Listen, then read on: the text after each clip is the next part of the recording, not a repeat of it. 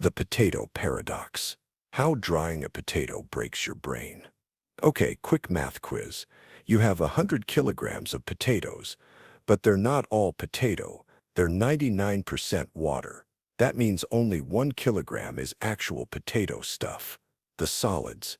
Now let's say you leave them out to dry, and they lose a tiny bit of water.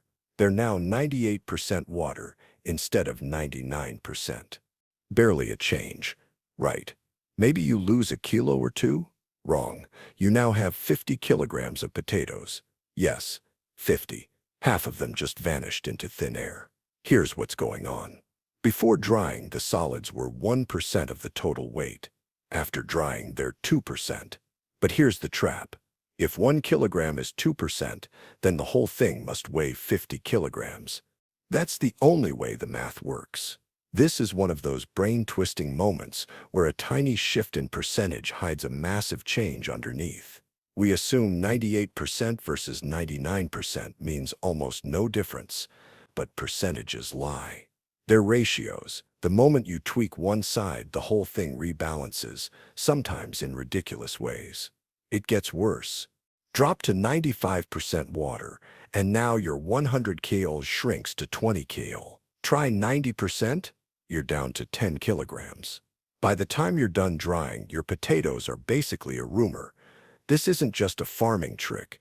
This is exactly how people get fooled by charts, risk stats, A/B tests, and politicians. Oh, it's only a 1% change. Yeah, that 1% just wiped out half your assets. Greg, lesson? Whenever someone throws a percentage at you, ask, a percentage of what? Because 1% of a lot is everything. And sometimes that 1% isn't small. It's a potato massacre. The missing dollar paradox. 3 friends walk into a hotel. They rent a room together. The price is $30. Each of them chips in $10, fair and square. But later the hotel manager realizes there's been a mistake.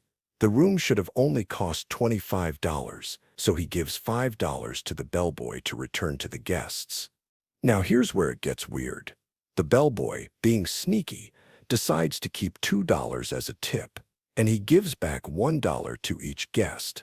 So now, each guest originally paid $10, but they each got $1 back. So in total, they each paid $9. 3 times 9 is $27. The bellboy kept $2.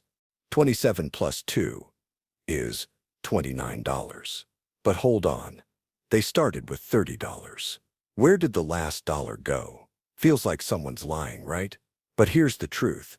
There is no missing dollar. You've just been tricked by bad math. Here's the correct breakdown. Out of the $30 the guests originally paid, $25 went to the hotel, $2 went to the bellboy, and $3 were returned to the guests. $1 each, 25 plus 2 plus 3 equals $30. Everything's accounted for. So where did the illusion come from? The trick was this line. Each paid $9, which totals 27. The bellboy kept 2, so that makes 29. That sounds logical, but it's misleading. The $27 already includes the bellboy's $2 tip. So you're accidentally double counting. It's a math illusion, a linguistic trap, a sleight of hand using numbers instead of cards. It teaches you a powerful lesson. Even with simple numbers, our brains get confused, not by the math, but by the way it's framed. So the next time something doesn't add up, ask yourself, is it really wrong, or is your logic being led in circles? That's the missing dollar paradox. And no, the dollar was never missing. You just weren't doing the math. The elevator paradox. Why elevators are always going the wrong way. You're standing in a building, waiting for the elevator. It finally arrives, and of course it's already full of people going the opposite direction. Why does that happen every time? It's not just bad luck. It's actually a statistical paradox. Here's what's going on. Imagine a building with 10 floors. People ride the elevator up and down all day. Some go from the 1st to the 9th, others from the 5th to the 7th, or the 2nd to the lobby. Now think about this. Which rides are more likely to be longer? Which ones take up more space and time in the elevator? Obviously, the longer trips, the people going from 2nd to 9th, are in there longer than someone jumping from 6th to 7th. So when you push that button and wait, which kind of trip are you more likely to see? The long ones, because they occupy the elevator more often. Statistically, you'll encounter more people going further, and that just feels like they're always going the opposite way you want. It's not just elevators, it's why buses always feel late. You're more likely to catch the long, slow ones. It's why your friends all seem to have more followers than you. You're more likely to notice the popular ones. It's why your favorite cafe always feels crowded. You're more likely to show up when it is. The math behind it is called the inspection paradox, but you don't need to know the name. You already know the feeling. The world always seems full of people going somewhere else. So next time the elevator arrives and it's packed, don't blame the building. Blame probability. It's not personal. It's just math being rude. The friendship paradox. Why your friends are more popular than you. Okay, this one hurts a little. Statistically speaking, your friends probably have more friends than you do, not because you're unpopular, because math is kind of a jerk. Here's how it works. Imagine a social network. Most people have a handful of friends, 5, maybe 10. But a few people have a ton. Hundreds, thousands, maybe millions if they're, I don't know, a golden retriever with a TikTok account. Now think about this. Who's more likely to show up in other people's friend lists? The average person, or the ultra-popular one who's friends with everybody? Exactly. The popular people show up more often because there are more chances for someone to be connected to them. So when you look around at your own friend circle, you see the popular ones over and over. You're not seeing a random sample. You're seeing a biased sample, where the highly connected get overrepresented just by existing in more places. It's not just social networks. This is why you feel like everyone's busier than you, or making more money, or getting more likes. You're not imagining it. You're seeing a skewed version of reality. And the paradox is brutal. The more connected someone is, the more visible they become, which makes everyone else feel less connected by comparison. You're not alone in feeling behind. You're just caught in a web that's rigged to make you feel that way. And once you understand that, you start questioning a lot of things, like why your choices don't always feel like they came from you. And that brings us to something even more uncomfortable: the absent-minded driver. The boy or girl paradox. Why just seeing one child changes the odds for both. You meet someone at a party, they mention they have 2 kids, and casually say, "Oh, one of them is a boy." Now here's the question. What are the chances that both children are boys? Most people say 50-50, right? One's a boy, so the other must be either a boy or a girl. 2 options. Flip a coin. But that's wrong. The real answer. It's 1 in 3. Here's why. When you say at least one is a boy, you're not flipping a coin anymore. You're narrowing down the set of possible combinations. And there are only 4 possibilities for 2 children. Boy, boy, girl, girl, boy, girl, girl. Now, if you know at least one is a boy, you can eliminate the last option, girl, girl. That leaves 3, boy, boy, girl, girl, boy. Out of those 3, only one has 2 boys, so the probability is 1 in 3. Now here's where your brain starts to itch. If instead they'd said, my first child is a boy, then the odds of both being boys do become 1 in 2. Why? Because naming the order changes the sample space. You're not picking from at least one anymore. You're picking from a specific slot. It's a tiny shift in wording, but it completely flips the probability. This isn't just trivia. This is how court cases, medical studies, and marketing tricks manipulate statistics. Just change the way the question is framed, and people suddenly start betting on the wrong thing. And if you think phrasing can twist your logic, just wait until you realize your bus is late, not because it's slow, but because you're more likely to see the slow ones. Let's talk about that. The inspection paradox. The inspection paradox. Why slow things show up more often and trick your brain. Let's say you take the bus every day. Sometimes it shows up quickly. Other times, it takes forever. But here's the weird part. The average wait feels way longer than the average schedule says it should be. And you're not imagining it. You're caught in the inspection paradox. Here's how it works. Suppose buses come every 10 minutes on average. That means the gap between buses, the inter-arrival time, averages 10 minutes. But the gaps aren't all equal. Some are 2 minutes, some are 20. Now imagine you randomly show up at the bus stop. Which kind of gap are you more likely to land in? A short one or a long one? Answer the long one. Because longer gaps are literally bigger targets for you to stumble into. You spend more time inside them, so you're more likely to experience them. If you show up randomly, you'll probably land inside the longest gaps, and that skews your experience. Even if the schedule is fair, your personal wait time starts to feel cursed. This doesn't just happen with buses. You go to the doctor when the line is longest. You use the elevator when it's most crowded. You join the class that feels overfilled. You fall in love with someone who's already emotionally unavailable.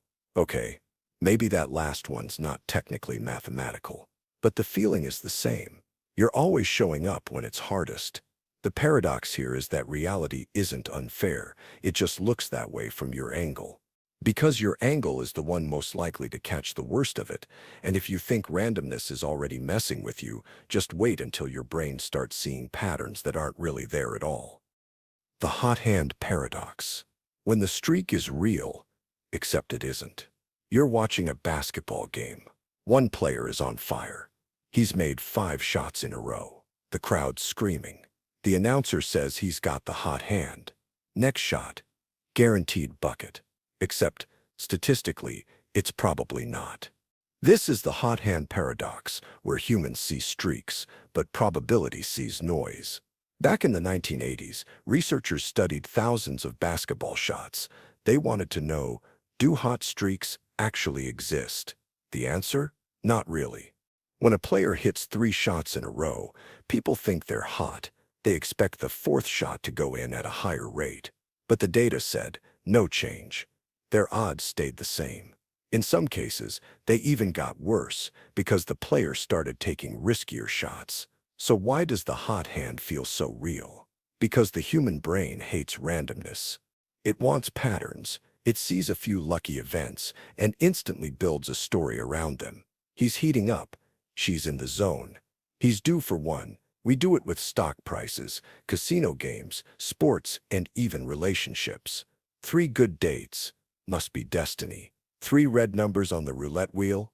Better bet black. But randomness doesn't care about your feelings. It doesn't remember the last 3 shots. There's no momentum, no karma, no getting hot. There's just chance. Now, here's the twist. Later studies did find evidence of hot hands, but they were small, fragile, and often canceled out by human bias. So we're left in a strange place. Maybe streaks exist, but they're so subtle that they vanish the moment you try to prove them. And if that doesn't already shake your trust in probability, wait until we ask a much weirder question. The birthday paradox. Why 2 strangers probably share your birthday? Let's say there's a room with 23 people. What are the chances that 2 of them share the same birthday? Most people say 23 out of 365 days. That's got to be low. Maybe 5%, 10%. That's right. With just 23 people, the odds are better than even that 2 people share a birthday. Add a few more, and it jumps to 99%. At just 70 people, it's almost certain. So, what's going on? This is the birthday paradox, and it breaks your brain because it doesn't feel like a paradox. It feels like someone's lying to you. But here's the trick. You're thinking about you versus everyone else. Like, what are the odds someone else has your birthday? That's low, about 1 in 365, but that's not the question. The real question is, what are the odds that any 2 people in the room share a birthday? It's not one comparison. It's all possible comparisons between every pair. In a room of 23 people, there are 253 unique pairs. That's 253 chances to match, and it stacks up fast. This is how randomness sneaks up on us. We think in single outcomes, not networks. We underestimate how quickly combinations explode. This is why lottery odds, genetic overlaps, and social media coincidences feel spooky, when in reality they're just math doing what math does, crashing into itself over and over until something looks meaningful. And if you think that's weird, wait until we enter a game where infinity makes the reward infinite, but you still shouldn't play. The St. Petersburg Paradox, a game worth infinity that no one wants to play. All right. Imagine someone offers you a game. You flip a coin. If it lands heads on the first try, you win $2. If it lands tails, but then heads on the second flip, you win $4. Tails twice, then heads, that's $8. Tails 3 times, then heads, $16. And so on. The prize keeps doubling every time you get another tails first. Sounds fun, right? Now the question. How much would you pay to play this game once? 10 bucks? 20? 100? Well, according to the math, this game is worth infinite money. No, really. Infinity. Here's why. There's a 1 in 2 chance of winning $2, a 1 in 4 chance of winning $4, a 1 in 8 chance of winning $8, a 1 in 16 chance of winning $16, and so on, forever. If you calculate the average payout, what's called the expected value, you keep adding $1 over and over and over, which means the expected value never stops growing. So technically, this game is worth as much as you can possibly pay. But in reality, nobody would pay more than 20 bucks to play. Because most of the time, you'll win just $2 or $4. The chances of hitting anything big are so low, you'll almost never see it happen. So even though the math says this is the best deal of your life, your brain doesn't buy it. And maybe it's right. Because when it comes to risk, humans don't think in infinity, we think in regret. We weigh fear. We don't care what the calculator says. We care what feels likely.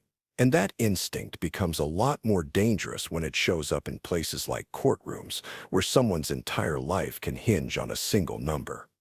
The prosecutor's fallacy. When statistics say guilty and still get it wrong. Imagine you're on a jury. The prosecutor stands up and says, there's only a 1 in a million chance that a random person's DNA would match the crime scene. And guess what?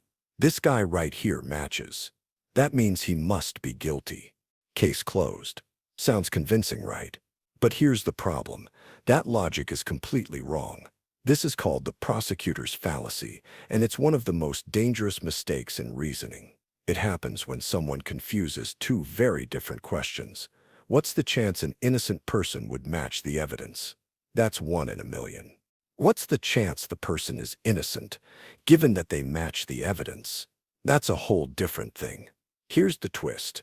If you live in a country with 50 million people, then 50 people might match the DNA just by chance.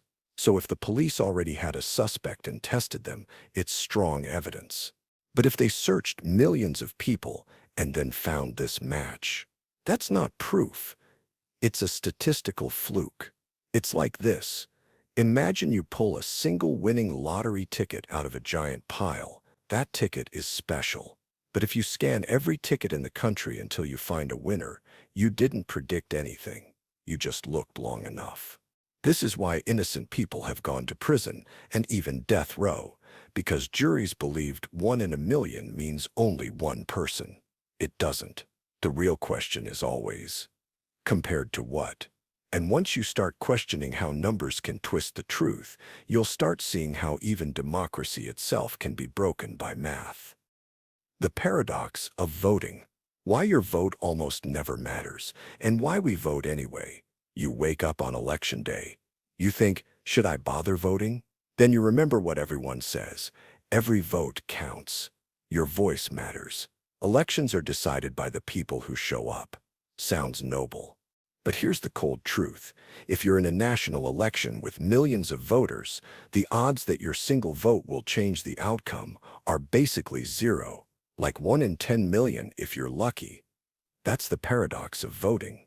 Rationally speaking, the cost of voting, taking time off work, standing in line, reading confusing ballot measures, is higher than the expected impact of your vote.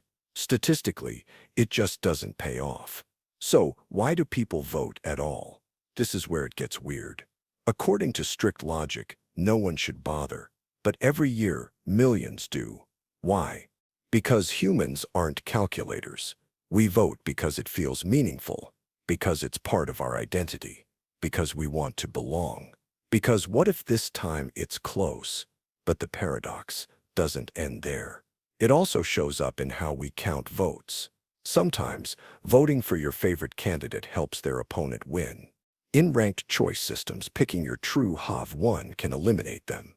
In some elections, the most hated candidate wins because the vote was split 3 ways.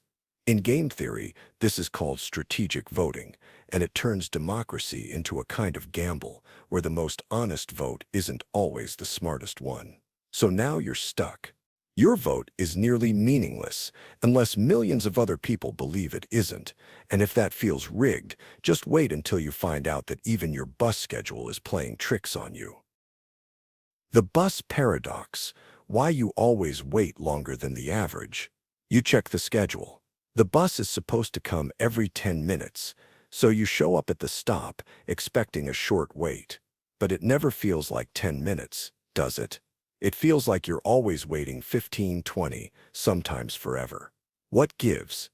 This is the bus paradox, and it's not just about bad transit, it's about how your experience gets skewed by timing itself.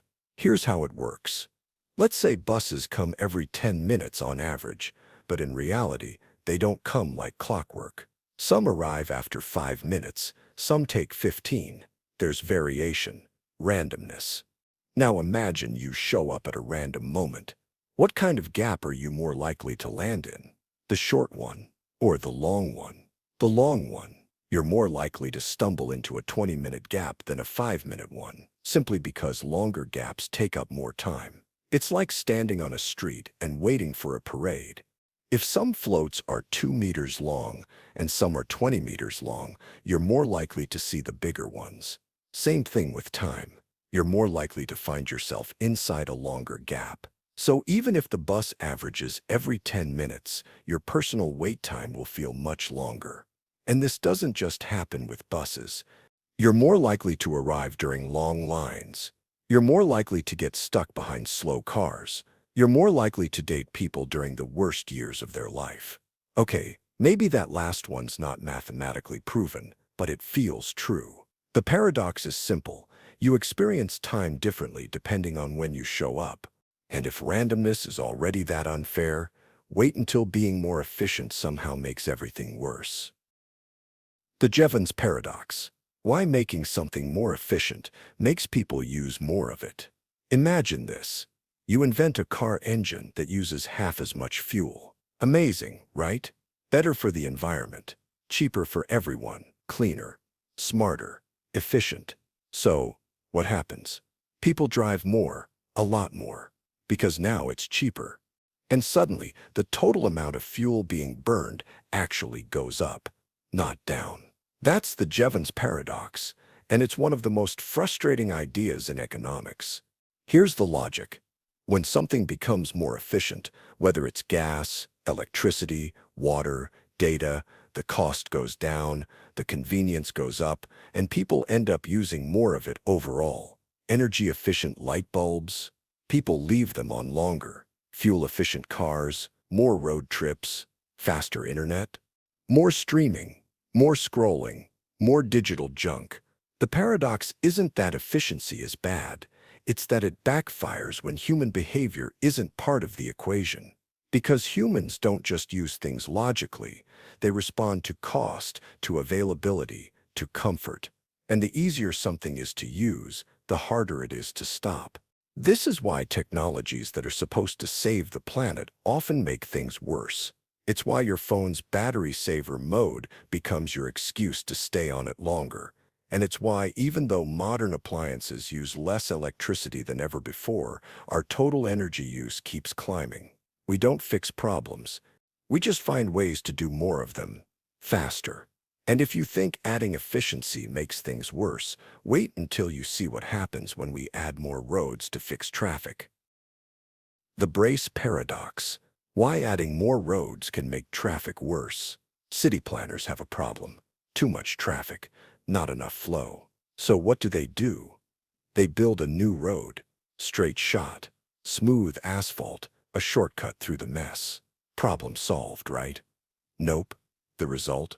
Everyone's commute gets slower. Welcome to the Braess Paradox, where adding an extra road or lane or shortcut can actually make everyone worse off. Here's how it works. Imagine a city with two main routes. Half the drivers take Route A, the other half take Route B. It's not perfect, but it balances out. Now the city adds a new shortcut, a direct connection between A and B. Suddenly, drivers think, "Oh, this is faster. I'll go that way instead." And they all do. But now everyone's using the same roads and the same shortcut, and the traffic piles up. The faster route turns into gridlock, and ironically, the old system without the shortcut was faster for everyone. Because in traffic, everyone trying to optimize their own path breaks the system for everyone else. This isn't just urban planning. It's game theory in real life. You try to beat the line by switching queues and make both longer. Airlines overbook flights to increase efficiency and strand passengers. Everyone rushes to the less crowded exit during a fire and creates a deadly bottleneck. The paradox is brutal. When everyone acts selfishly, the whole system collapses, including for the selfish, and it gets darker. Because sometimes the only way to fix the problem is to remove that shortcut completely, delete the road, block the lane, force people back onto the worst paths so the whole system becomes better again. That's not just counterintuitive, it's philosophical.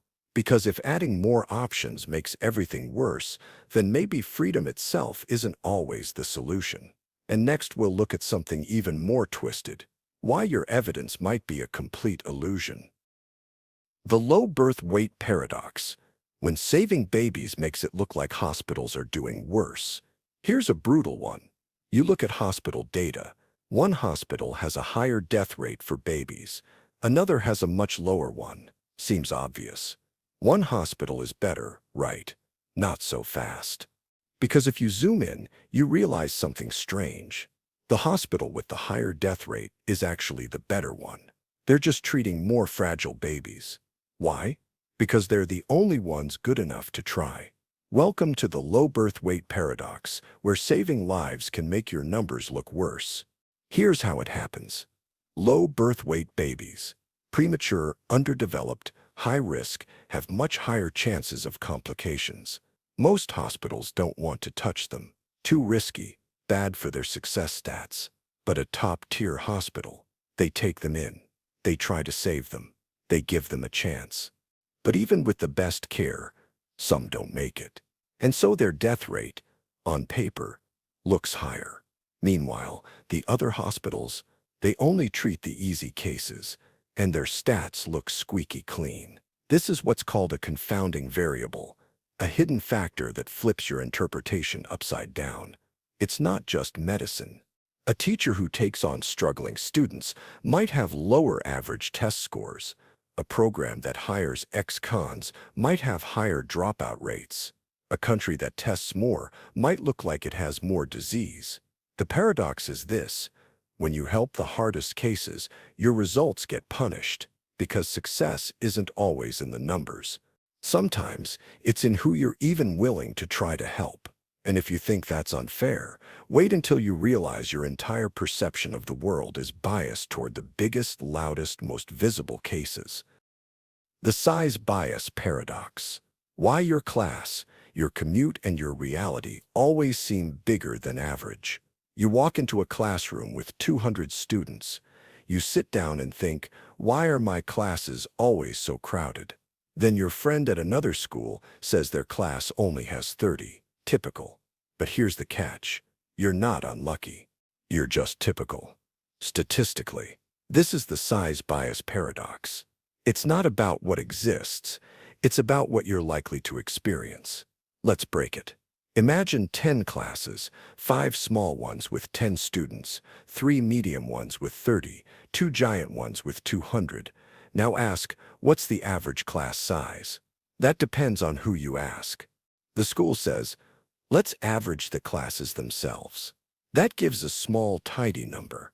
But you, as a student, you're not sampling classes. You're sampling experiences. You're more likely to land in the larger classes because they have more students, which means more of you are in them. So while most classes are small, most students feel like they're always in the big ones. The same thing happens with traffic. You're more likely to experience congestion because you're stuck in it. Friend groups. You think everyone else has more friends because those people show up more often. Class rank, salary, party invites, whatever's bigger, louder, or more common in raw numbers ends up dominating your reality. It's not that you're wrong. It's that the world you see is biased toward the biggest slice of the pie. Reality isn't average. It's tilted toward whatever holds the most people. And sometimes those people are trapped in systems where the expected reward seems infinite, but the game is rigged from the start. The Monty Hall variant. Why switching always wins and still feels wrong. You're on a game show. 3 doors. Behind one of them, a shiny new car.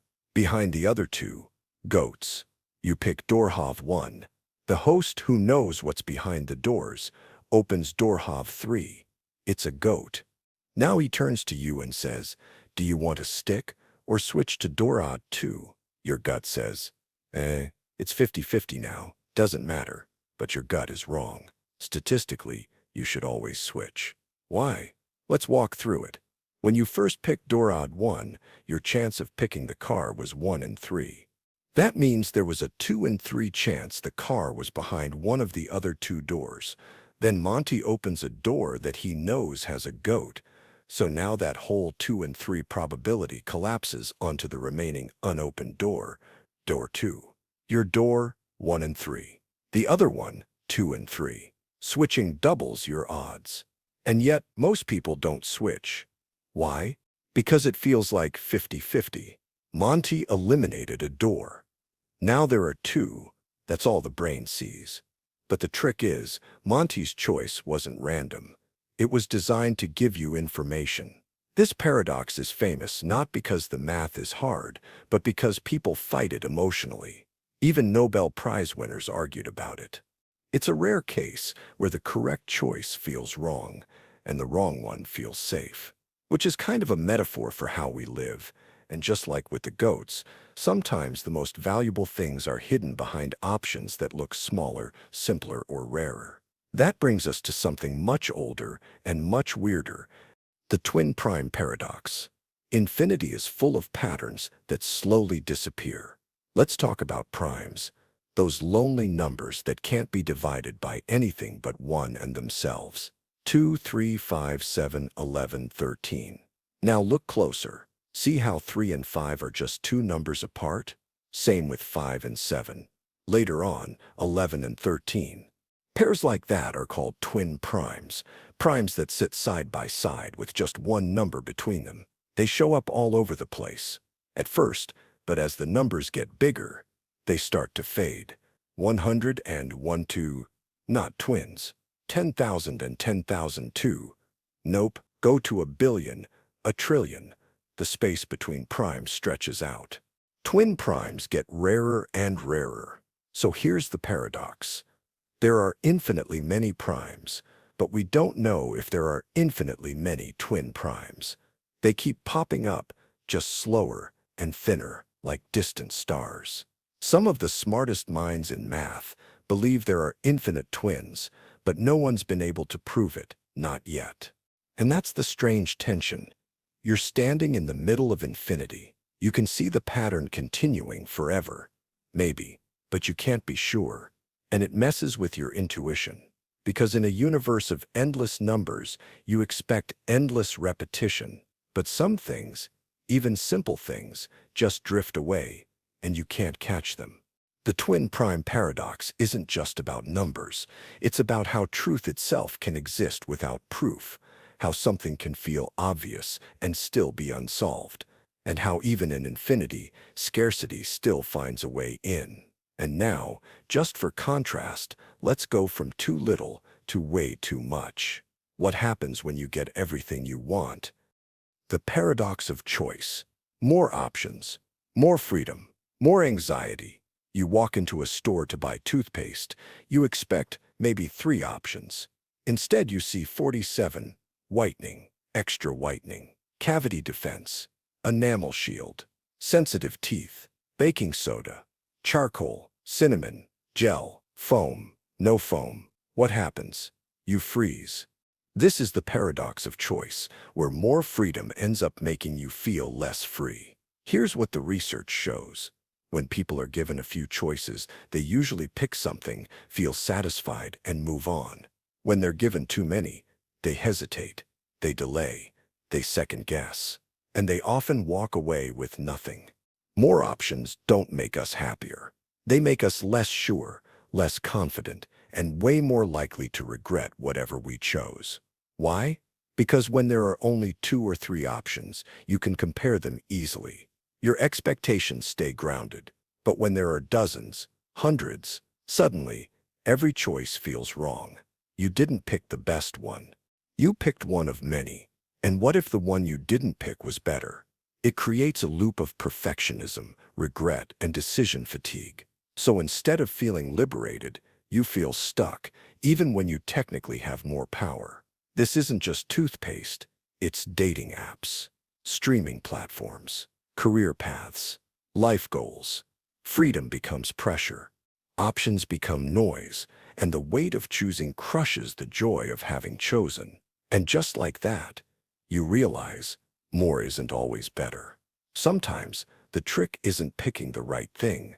It's knowing when to stop choosing. But sometimes you don't get to choose. You're born into a paradox, a system that guarantees randomness, and yet it somehow always feels rigged. The 2 envelopes paradox.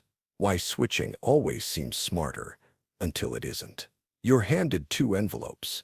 Inside one is a mystery amount of money. You're told the other envelope has either twice as much or half as much as the one you're holding. That's it. No tricks. Just one decision. Keep yours or switch. So you think, okay, let's say mine has $100. The other envelope could be $50 or $200. There's a 50% chance I double my money. 50% chance I lose half. Seems like switching is the smarter move. So you switch. But now you're holding the other envelope, and your brain does the exact same math again. Wait, what if I switch back? And just like that, you're trapped. Endless switching. No resolution. Mathematically stuck in a loop. This is the 2 envelopes paradox, and it's a mind trap disguised as logic. Let's break it. The key problem is this. You assumed that each possibility, half or double, was equally likely. But that's not actually true. Why? Because you never knew the starting value. Without knowing the distribution of possible amounts, like how the money was chosen in the first place, the math falls apart. There's no solid ground under your reasoning. The probabilities you're using, they're based on guesses, not facts. It's like calculating the odds of finding a unicorn in your backyard based on a coin flip and some vibes. You can write equations all day, but if your starting logic is nonsense, the result is too. Here's the deeper twist. This isn't just about envelopes. It's about decision-making under uncertainty. It's about how easily we convince ourselves we're being rational when we're really just caught in a logic loop that looks smart and goes nowhere. The more you think, the more confident you get. The more confident you get, the more wrong you might be. And if you think memory could help you break free, think again. Because in the next paradox, forgetting isn't just a problem, it's the entire system. The Sleeping Beauty problem, when forgetting changes reality. Here's the setup. You're part of an experiment. On Sunday, researchers put you to sleep. They flip a fair coin. If it lands heads, they wake you up on Monday, ask you a question, then send you home. If it lands tails, they wake you up on Monday, ask the same question, then put you back to sleep, erase your memory, and wake you again on Tuesday to ask it again. Either way, when you wake up, you don't know which day it is. You don't know how many times you've been woken. You just open your eyes and hear the same question. What is the probability the coin landed heads? Instinct says, it's a fair coin, 50-50, easy. But then you pause. If the coin landed tails, you'd be woken twice. If it landed heads, just once. So from your perspective, lying in bed confused, you're twice as likely to be in a tails timeline. Because it creates more versions of you waking up. So now the real answer might be 1/3 heads, 2/3 tails. Wait, what? This is the Sleeping Beauty problem, and it breaks everything you thought you knew about probability. Because now it's not about just the coin, it's about how often you exist in each outcome. It's probability based on copies of consciousness. You're not asking, what are the odds of heads? You're asking, what are the odds I'm in the heads version of the timeline right now? And that flips the logic on its head. Literally, it's not just philosophy. It's about how we handle memory, identity, and experience. It shows up in AI models, quantum theory, and paradoxes about time and existence. When you forget, you don't just lose information, you lose the entire frame you're using to calculate truth. And if you think this is confusing with one person forgetting, try solving a problem with 3 prisoners, a guard, and a cruel twist in logic. The 3 prisoners problem. When new information tells you nothing, but still changes everything. 3 prisoners sit in their cells. They know one thing, one of them will be executed. The other 2 will go free. One of the prisoners, let's call him Alex, is nervous. He figures he has a 1 in 3 chance of dying. Fair enough. But then Alex gets an idea. He calls over the guard and says, hey, I know you can't tell me if I'm the one who's going to die, but can you just tell me the name of one of the other 2 who will go free? The guard shrugs and says, okay, between the other 2, Brian will be released. Now Alex thinks, wait, there are only 2 people left, me and Charlie. One of us is going to die. If Brian is safe, then it's between me and Charlie. So my odds just went from 1 in 3 to 1 in 2, right? Wrong. This is the 3 prisoners problem, and it exposes how new information can look meaningful, even when it isn't. Let's rewind. Alex had a 1 in 3 chance of being executed from the start. That hasn't changed. When the guard said Brian would go free, he wasn't randomly guessing. He was forced to pick a name among the 2 who were already going free. So no matter what, the guard could always name someone. That doesn't mean Alex's odds have changed. His chance of execution is still 1 in 3. Charlie's odds, the one not mentioned, are actually 2 in 3. It feels like new information, but it's actually a trick of perspective. Because the guard didn't give random knowledge, he gave a filtered response from a system you didn't fully see. This is the same illusion that shows up in medical trials courtroom evidence game shows. And yes, politics. You get a headline, a result, a poll, a data point, and assume the odds have changed. But what really changed was how the information was selected in the first place. And if that makes you question reality, good. Because up next is a paradox where not knowing where you are turns rationality into nonsense. Let's revisit an old problem from a darker angle. The absent-minded driver. When being smart isn't enough because you don't know where you are. Imagine you're a driver on a lonely highway. You've got one goal, get home. But there's a problem. You're absent-minded. Not forgetful like where are my keys. Forgetful like you can't tell where you are, even while you're there. Here's the setup. There's a fork in the road. If you turn left, you get home. If you turn right, you loop back to the same road and hit the same fork again. But you don't know whether you're at the fork for the first time or you've already looped around. You can't remember. And you can't tell the difference. Still, you're smart. You try to make a plan ahead of time. Maybe you decide, okay, the first time I hit the fork, I'll go left. Second time, I'll go right. Nice.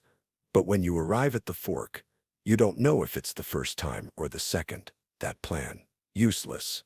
So maybe you say, all right, I'll turn left with 70% probability. Right, 30%. Statistically smart. Game theory approved. But then comes the twist. Even probabilistic strategies break down because you can't tell which probabilities you've already used. You don't know where in the decision tree you actually are. This is the absent-minded driver paradox, and it's not just about driving.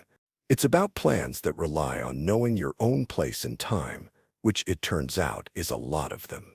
This paradox shows how perfect logic collapses when you're missing one thing, self-location. Not knowing where you are breaks your ability to act rationally, even if your plan was brilliant. Because no matter how smart the strategy, if you can't recognize the moment it's meant for, you'll miss it. And here's the deeper truth. Most people live exactly like this. They plan. They swear they'll change next time. They loop. And when they hit the same fork again, they don't even know they've been there before. If logic breaks from forgetting, what happens when logic meets a contradiction wrapped in justice? The paradox of the court. When a contract destroys itself just by being followed, a law student makes a deal with his teacher. I'll pay you after I win my first case. The teacher agrees. Seems fair, right? The student graduates, becomes a lawyer, but doesn't take any cases. Not one. The teacher gets tired of waiting and sues him for the money. And here's where things get weird, because now the two of them are locked in a courtroom, arguing over a contract that destroys itself no matter who wins. The teacher says, if I win this case, you pay me because I won. If you win this case, that means you've now won your first case, so you also have to pay me. Checkmate, right? But the student smirks and says, not so fast. If I win, I don't have to pay because the court ruled in my favor. If you win, then I still don't have to pay because I haven't won a case yet. That's the paradox of the court. A perfect logic loop with no escape. It's a contract that undoes itself depending on how you interpret it. A legal Schrödinger's cat, the student both has and has not fulfilled the condition. It's self-referential, circular, and absolutely nightmarish for any judge. But this isn't just a law school riddle. It's a glimpse into a deeper problem. What happens when rules start depending on the outcome of those same rules? When the contract refers back to itself, when the logic folds in on its own language. This is where paradox leaves math and law and starts creeping into philosophy, language, and even reality itself. Because the next paradox isn't about people, it's about you. And the moment you try to predict it, you've already destroyed it. Let's talk about the execution no one sees coming. The unexpected hanging. When knowing too much cancels reality, a judge calls in a prisoner and delivers a strange sentence, you will be hanged next week. But the day of the execution will be a surprise. You won't know which day it is until the morning it happens. The prisoner thinks, all right, let's break this down. Execution must happen Monday through Friday, but it has to be a surprise. I can't know the day in advance, so he starts reasoning. It can't be Friday, because if I'm still alive by Thursday night, I'll know it's coming on Friday, and that's not a surprise. So it can't be Friday. Okay, Friday's out. Then he thinks, if Friday's impossible, then it can't be Thursday either. Because if I'm alive on Wednesday night and Friday's off the table, the only possible day left is Thursday, which means I'd expect it. So, not a surprise. Now Thursday's out. He keeps going. Same logic. Wednesday's out. Then Tuesday. Then Monday. Eventually he concludes, I can't be executed at all. The judge's order is impossible. So he relaxes. He lets his guard down, And on Wednesday morning, the guards come and take him away. He's shocked because he didn't see it coming, which means it was a surprise. And just like that, the execution happens. The judge keeps the promise. This is the unexpected hanging paradox, a perfect example of how reasoning can destroy itself. The more logically the prisoner tries to predict the outcome, the more he talks himself out of reality. He collapses possibility by assuming that logic control, but the world doesn't always follow that rule. Sometimes the very act of thinking ahead breaks the game. It's not just a story, it's a warning. Because there are things in life, outcomes, betrayals, losses that you'll never expect until they've already happened. And if you think that's disturbing, wait until we dive into the paradox that openly declares itself false while being true. The liar paradox. This sentence is false, and that's true, but also false. But also, you read a sentence. This sentence is false. Okay, what? Let's say it's true. Then what it says must be accurate, which means it's false. But wait, if it's false, then what it says isn't true, which would mean it's true again. And there you go, stuck in an infinite loop of contradiction. This is the liar paradox, and it might sound like a clever word game until you realize it shatters the entire foundation of logic. Because logic relies on something simple. A statement is either true or false, not both, not neither, one or the other. But this sentence won't let you do that. It's like trying to hold a live wire. The moment you grab onto truth, it flips. Grab onto falsehood, it flips again. You're not stuck in confusion. You're stuck in a system that can't settle. Now, here's where it gets terrifying. This isn't just philosophy class nonsense. This is the paradox that forced logicians and mathematicians to rebuild entire systems of thought. It's the reason Gödel later proved that in any logical system powerful enough to do math, there will always be truths that can't be proven inside that system. In other words, some statements are true, but you'll never know why. And some statements aren't just untrue, they break truth itself. The liar paradox is like a virus made of words. Once you understand it, you can't unsee it. It hides inside language, inside thought, inside every system that thinks it's airtight. And just when you think it couldn't get any more confusing, ask yourself this: who shaves the barber? If the barber only shaves those who don't shave themselves. Yeah, let's go there. The Barber Paradox. The man who can't shave without breaking reality. In a quiet village, there's a barber, and he has one rule: I shave everyone in town who does not shave themselves. Sounds straightforward, right? If you're lazy, he shaves you.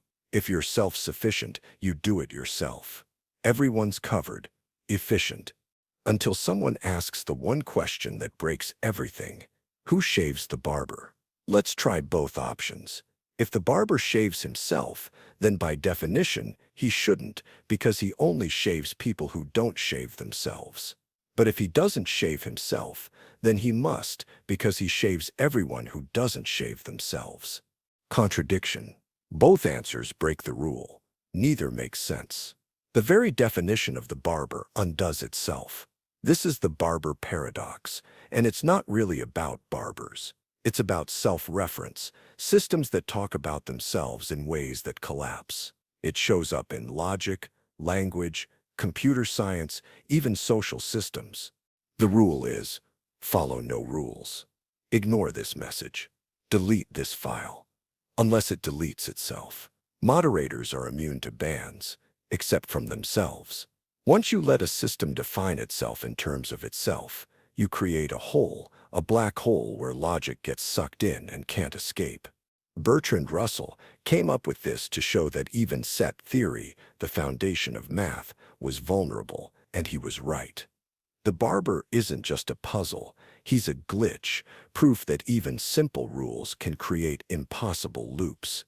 And if you think this paradox is unsettling, wait until we step into a game where everyone must lose, but someone always wins. The lottery paradox.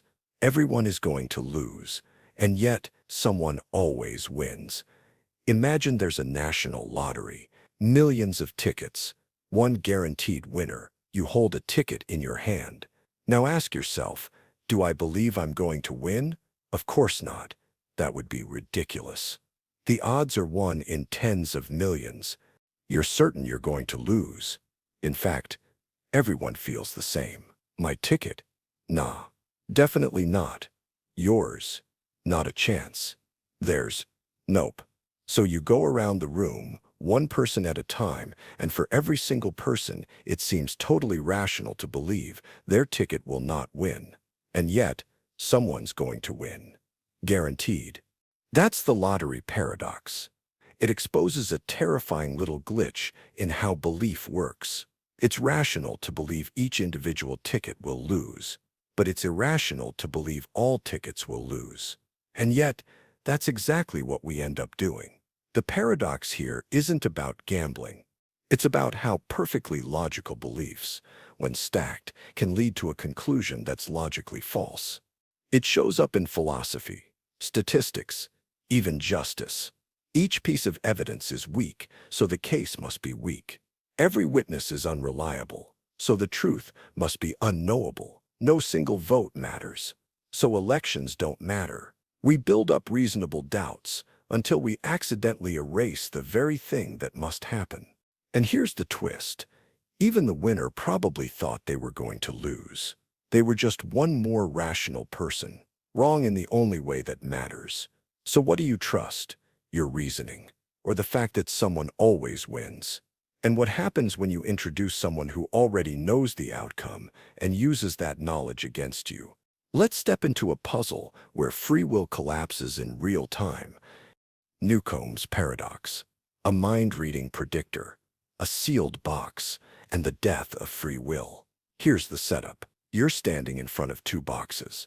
Box A is transparent. It has $1,000 inside. Box B is opaque. You can't see what's in it. But here's the twist. There might be $1 million inside box B. You can either take both boxes and walk away with whatever's inside, or take only box B and give up the guaranteed $1,000. Sounds like a gamble, right? But now it gets weird. Before you made your choice, a super-intelligent predictor, someone who's been right 99.999% of the time, already made a decision. If it predicted that you would take only box B, it put $1 million inside. If it predicted you would take both, it left box B empty. So now what do? Take both and get an easy $1,000. Or take just box B, hoping it predicted your self-restraint and rewarded you. Welcome to Jevons Paradox, where the entire concept of free will, causality, and rational choice goes straight off a cliff. From one angle, it's obvious the money's already in the box. Nothing you do now can change that. So take both. You'll either get $1,000 or $1,000. But from another angle, if the predictor is that accurate, your decision was already foreseen. So if you choose both, you were always meant to choose both, which means box B is probably empty. If you choose only box B, the million's probably there. So now you're not deciding, you're confirming what was already predicted. And that's the nightmare. If the predictor is perfect, then your free will is an illusion. You don't have a choice. You have a script. And if it's not perfect, you're gambling against something smarter than you, and you lose either way. So what do you trust? Your logic, your instinct, or a system that knows you better than you know yourself? And if you think choosing between you and another person is hard, just wait until your opponent is you, but in a different body with the exact same brain. Let's play that game. The twin prisoner's dilemma. You're not just playing the game. You're playing against yourself. You're a prisoner. Classic setup. Two people, two options. Stay silent, and both of you get a light sentence. Betray the other, and you walk free while they rot. But if you both betray, you both get screwed. That's the prisoner's dilemma. And it already messes with people. But now imagine a twisted version. You're in a cell, and in the cell next to you is your exact clone. Same memories, same thoughts, same reasoning style. Everything you know, they know.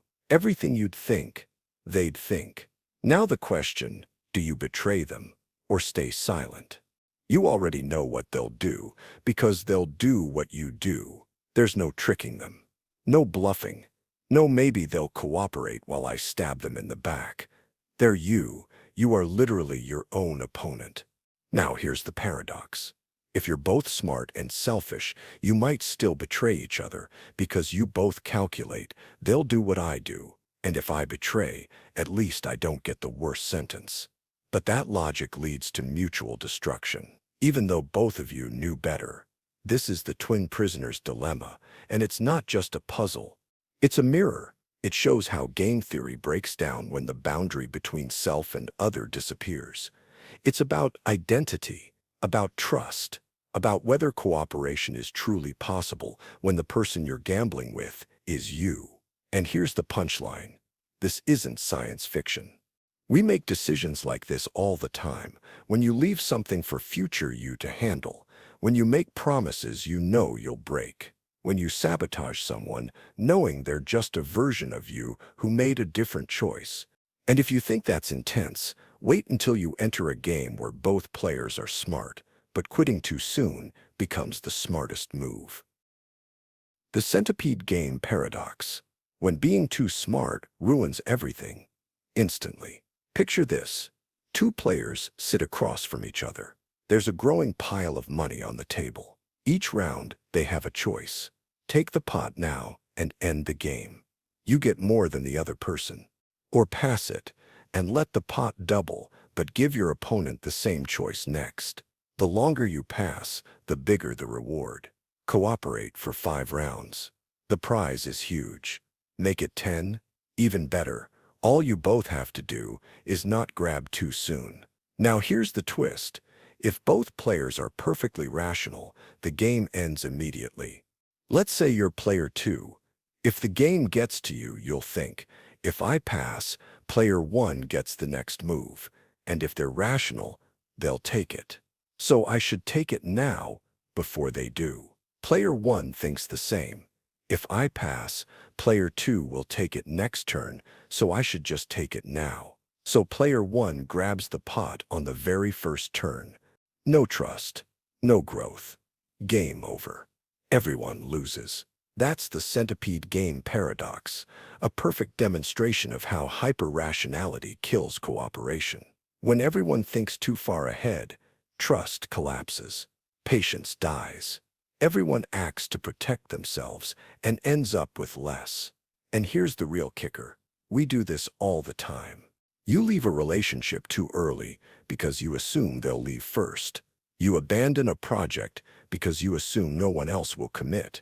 You sell early, drop out, back off, all to avoid being the fool and guarantee no one wins.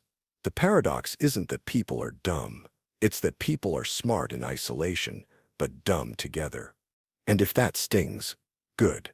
Because in the next game, honesty gets punished, and the best strategy is to lie just enough to ruin everything. The traveler's dilemma. When playing fair guarantees you lose, 2 travelers check in identical suitcases. The airline loses both. Oops. So the airline makes a deal. Each of you privately will write down how much your suitcase was worth, any number between $2 and $100. If you both write the same amount, we'll give you that amount.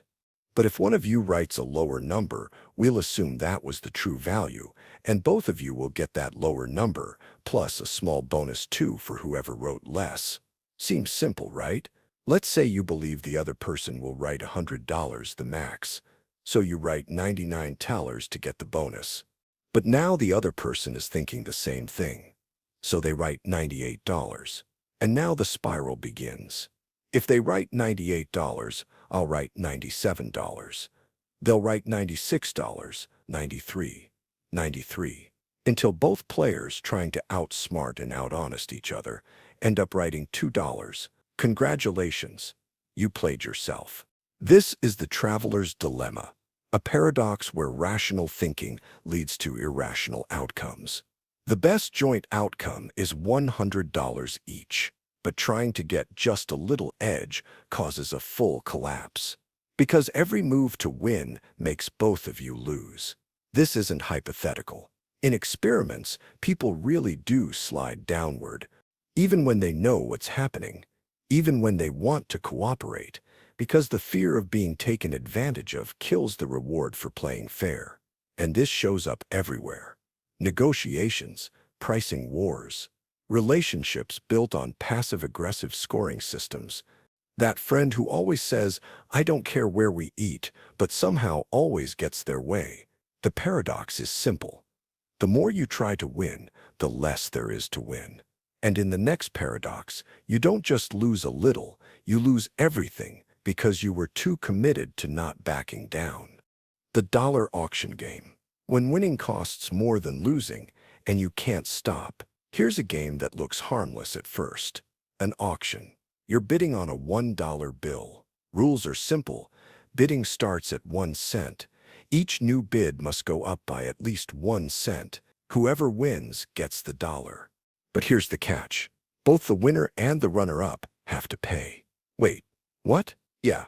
If you bid 0.70 and someone else bids 0.75, they win the dollar. You still have to pay your 70 cents. For nothing? Sounds dumb? Try playing. At first it's fun. People go up, 5 cents, no big deal. But soon, one player has bid 99 cents. Another bids $1. Now the dollar's at its actual value. If either one stops now, they lose money. So what do? They keep going. One bids $1 simmering. The other bids $1 simmering. Now both are losing money, but the loser loses more. So they keep bidding just to minimize the pain. 1.50, 2, 3. Welcome to the dollar auction game. A paradox where rational people escalate into irrational behavior because quitting feels worse than continuing, even if continuing is a guaranteed loss. Sound familiar? Ever stayed in a toxic relationship because you've already invested so much? Held on to a bad job, a failing business, a losing stock, argued yourself deeper into a hole just to save face. This is sunk cost on steroids. It shows how easily humans get trapped, not by greed, but by the fear of losing what they've already given. And here's the cruel twist. The only way to win is not to play. But good luck telling that to someone already $3 deep into a $1 prize. And speaking of weird value games, what happens when you mix two wines together and end up with a result that can't possibly be true? Let's uncork. The wine-water paradox. When pouring two drinks creates impossible math. Let's set the scene. You've got two glasses, one filled with wine, the other filled with water. Same volume. Let's say 100 ml each. Now you do this. Take 1 spoonful of wine, pour it into the water glass, mix it, stir it. Then take 1 spoonful of the mixed water plus wine and pour it back into the wine glass. Now here's the question. Is there more wine in the water or more water in the wine? Most people say, well, we took a spoonful of pure wine out and mixed it in, and then took a diluted spoon back, so we must have moved more wine than water, right? Wrong. It turns out the amount of wine in the water is exactly equal to the amount of water in the wine, no matter how you scoop it, no matter how much you mix, no matter the size of the spoon. The exchange is perfectly balanced, and that makes no intuitive sense. This is the wine-water paradox, and it's not about fluids. It's about how bad your brain is at tracking two-way transfers. We assume value flows in one direction. We forget that every transaction has two sides. That movement in affects movement out. That reciprocity messes with expectation. It shows up everywhere. In economics, when people trade labor for wages and forget the employer is also trading risk for time. In relationships, when giving and taking get confused over time. In arguments, when both sides walk away thinking they gave more. The truth? Balance feels unfair when you're only tracking your own glass. And if you think this liquid paradox is hard to swallow, wait until you're told there's going to be a surprise exam next week. but the more you try to predict it, the more impossible it becomes. The unexpected exam. You know the exam is coming. That's what makes it impossible. Your teacher stands in front of the class and says, "There will be a surprise exam next week. It can happen any day, Monday to Friday, and you won't know the day until it happens." Everyone panics, then starts to think too much. One student starts reasoning, "Well, it can't be on Friday, because if it hasn't happened by Thursday night, I'll know it has to be Friday, so it wouldn't be a surprise. So it can't be Friday. Cool. Friday's out. But now, if Friday's impossible, then by Wednesday night, I'll know it must be Thursday. That wouldn't be a surprise either. So Thursday's out too. Then Wednesday's out. Then Tuesday. Eventually, they prove that the surprise exam can't happen at all. They sit back, confident, problem solved. Then comes Wednesday morning. Pop quiz. Everyone's shocked. Surprise. This is the unexpected exam paradox, a close cousin to the unexpected hanging. Remember that guy? And it reveals something uncomfortable. The more you try to logically destroy uncertainty, the more you blind yourself to what's right in front of you. Because you were so busy proving it couldn't happen, you forgot to prepare for when it might. Here's the deep part. This paradox shows how logic can collapse under its own weight when it tries to explain surprise. Surprise is non-computable. You can't outsmart it by deduction, because surprise, by definition, exists outside your current model of the world. The moment you say, "I expect the unexpected," you've just expected it. And that's the paradox. Try to control uncertainty, and you lose. Embrace it, and somehow, it sneaks up anyway. But hey, at least in this case, you just failed a test.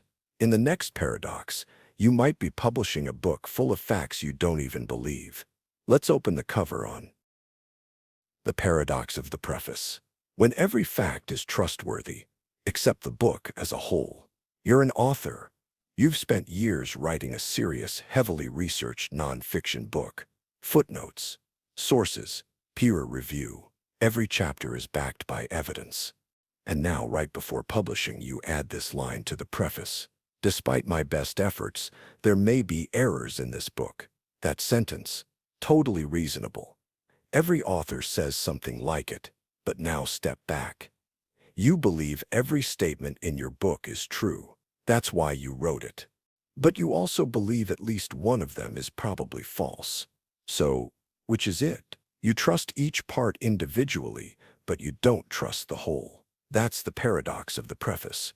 It shows up whenever you hold a bunch of beliefs that are each rational, but together lead to a contradiction. Individually, Chapter 1 is correct. Chapter 2 is correct. Chapter 3 is correct. And so on. Collectively, there's probably an error somewhere in this book. You're not being careless. You're being realistic. Because you've read enough books, lived enough life, seen enough errors to know that even the most careful writer misses something. And here's the deep part. This paradox applies way beyond books. A juror might believe each witness, but doubt the full story. A scientist trusts each data point, but still expects a flaw. You believe your memories, but don't trust your memory. It's the tension between micro-truth and macro-uncertainty. Between trusting the pieces and fearing the system.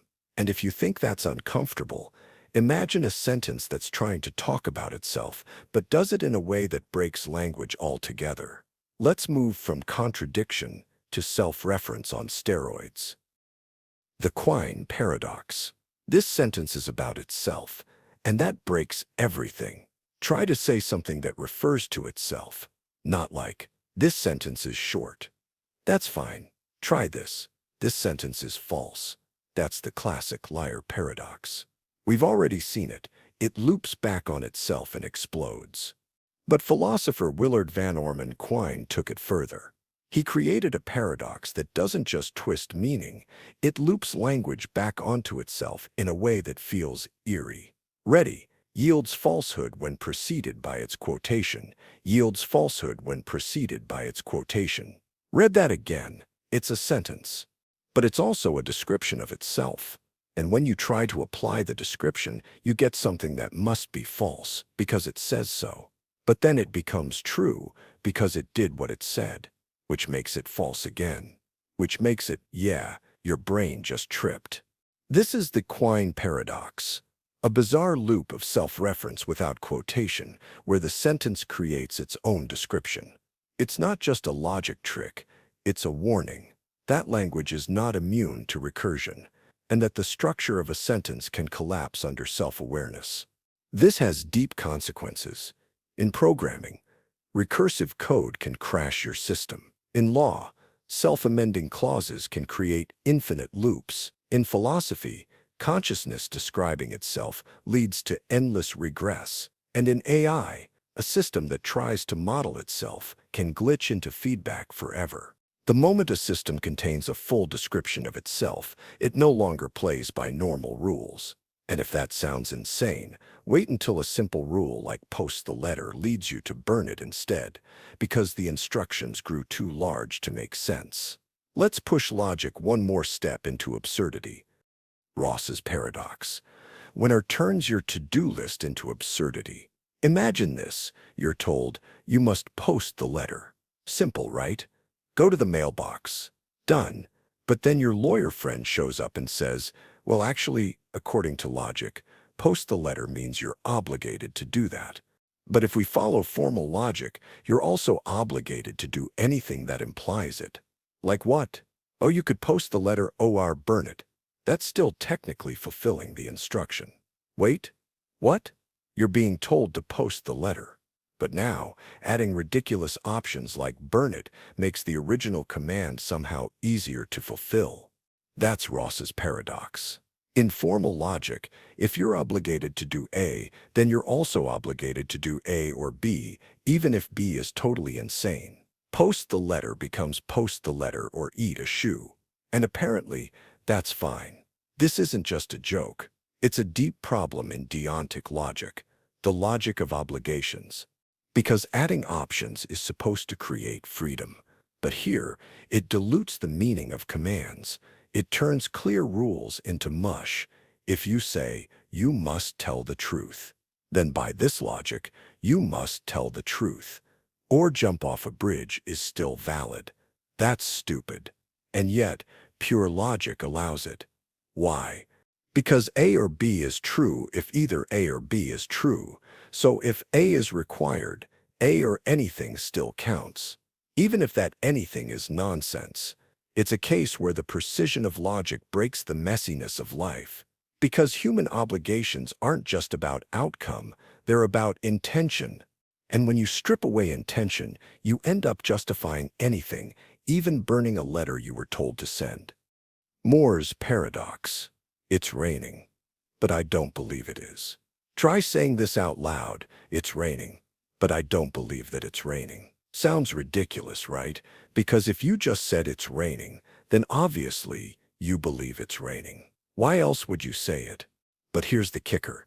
This statement can be logically consistent, but psychologically insane. Welcome to Moore's paradox. Named after philosopher G. E. Moore, this paradox shows how a sentence can be true, yet still make no sense to say. Imagine this scenario. You look out the window. Rain is falling. You see it, you feel it. But for some weird reason, you still believe it's dry out there. So you say, it's raining, but I don't believe it's raining. Factually, that might actually reflect your mental state. Logically, no contradiction. It's perfectly possible for rain to fall while you irrationally disbelieve it. But say it aloud, and your brain glitches. Why? Because saying something implies belief. Language isn't just logic, it's a performance of belief, and that's why this sentence is pragmatically paradoxical. It reveals a crack between truth and belief, between what is and what your mind accepts. It's the paradox of sincerity, of saying what you know isn't true, even when it is. And this kind of thing happens all the time. I know smoking is bad, but I don't believe I'll get cancer. I know they don't love me, but I still feel like they do. I know I'm smart, but I don't really believe it. It's not logic that breaks. It's belief that fails to catch up with knowledge. And if you think that's confusing, wait till a tortoise teaches a philosopher that following logic might require an infinite number of rules. Grab your shell. Carroll's paradox, tortoise and Achilles. Even logic can't outrun a tortoise if you overthink it. In 1895, Lewis Carroll, yes, the guy who wrote Alice in Wonderland, decided to break logic by writing a short dialogue between a smug tortoise and the poor soul of logic itself, Achilles. Here's how it goes. Achilles says, if A implies B, and A is true, then B must be true. The tortoise goes, okay, suppose I accept that A implies B, and I accept that A is true, but I don't accept that B follows. Achilles is confused. But that's how logic works. The tortoise says, sure, if I also accept the rule, if A and A implies B, then B, but I haven't accepted that rule yet. So Achilles adds that rule to the list. The tortoise agrees, but then says, now I need a new rule that connects those three to B. Achilles adds that too, but the tortoise asks for another rule. And then another, and another. It never ends. This is Carroll's paradox, or the regress of rules. It shows that if you demand a rule for applying every rule, then no logical inference ever completes. You'll just keep stacking justifications forever until logic collapses into recursion. It's a devastating insight. Rules alone don't get you truth. At some point, you have to stop and just accept the leap. Modern philosophers and mathematicians took this seriously. It touches everything from Gödel's incompleteness to Wittgenstein's private language arguments to Kripke's rule-following skepticism. It even echoes in human behavior. I'll go to the gym once I feel motivated. I'll trust them when I have a reason. I'll start when it feels right. Always waiting for one more justification, one more reason, and meanwhile the tortoise is miles ahead, having won the race by not playing it. Speaking of slow transitions, how many grains of sand does it take to make a heap? Because if you remove just one, is it still a heap? Get ready for the weird blur zone. The Sorites Paradox. One grain isn't a heap, but when does it become one? Picture a pile of sand. A nice, fat heap. Now remove a single grain. Still a heap, right? Remove another. Still a heap. Keep going. One grain at a time. Each step seems too small to matter, but eventually, you're left with a single grain. And nobody calls that a heap. So when did it stop being one? That's the Sorites Paradox. From the Greek word soros, meaning heap, it's a paradox of vagueness, of categories that have no clear boundary, yet we still pretend they do. It shows up everywhere. When does someone go from bald to not bald? When does a person become old? How many dollars make someone rich? There's no exact number. And yet, we act like there is. Even worse, try to fix it with logic. You could say removing one grain doesn't make a difference, but then you repeat that logic 10,000 times, and suddenly you've erased the entire heap without ever admitting a change occurred. That's the danger of small steps. Each feels harmless, but together they cross a line. And that's not just a philosophy problem, it's real life. I'll cheat on just this one test. It's only one lie. I'll skip the gym today. Just today. No single step feels like the moment. But somewhere along the way, everything's changed. Here's the deep insight. Vagueness is built into reality, and yet we demand precision from a world that won't give it. We crave clear lines, but most truths are gradients. So if vague concepts can't be explained by logic, then how can you even start seeking truth? And that brings us to the next paradox. If you don't know what you're looking for, how can you begin the search? The paradox of inquiry, Minow's paradox. If you don't know what something is, how will you recognize it when you find it? Let's say you're searching for the truth. Maybe about love, meaning, the universe, or just where you left your phone. But here's the problem. Courtesy of Plato's dialogue. Meno, if you already know what you're looking for, you don't need to look. But if you don't know, how will you even recognize it when you see it? That's the paradox of inquiry. It sounds simple, but it's devastating. If you know what a circle is, you can spot one. But if you've never seen a circle, how do you search for something with no shape in your mind? If knowledge comes from inquiry, then this paradox asks, how does inquiry even get started?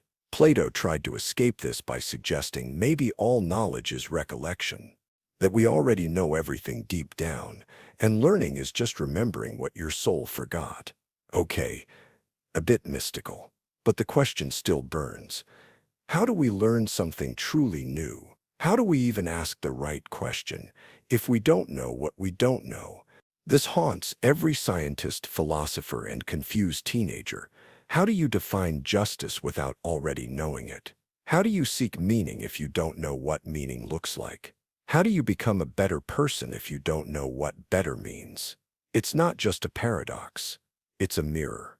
It forces you to ask, are you really searching for truth, or just confirming what you already believe? And if that's not strange enough, wait until you find out that seeing a green apple can technically confirm that all ravens are black. Sound insane? Welcome to the Raven Paradox, Hilbert's Paradox. This green apple proves that all ravens are black. Seriously.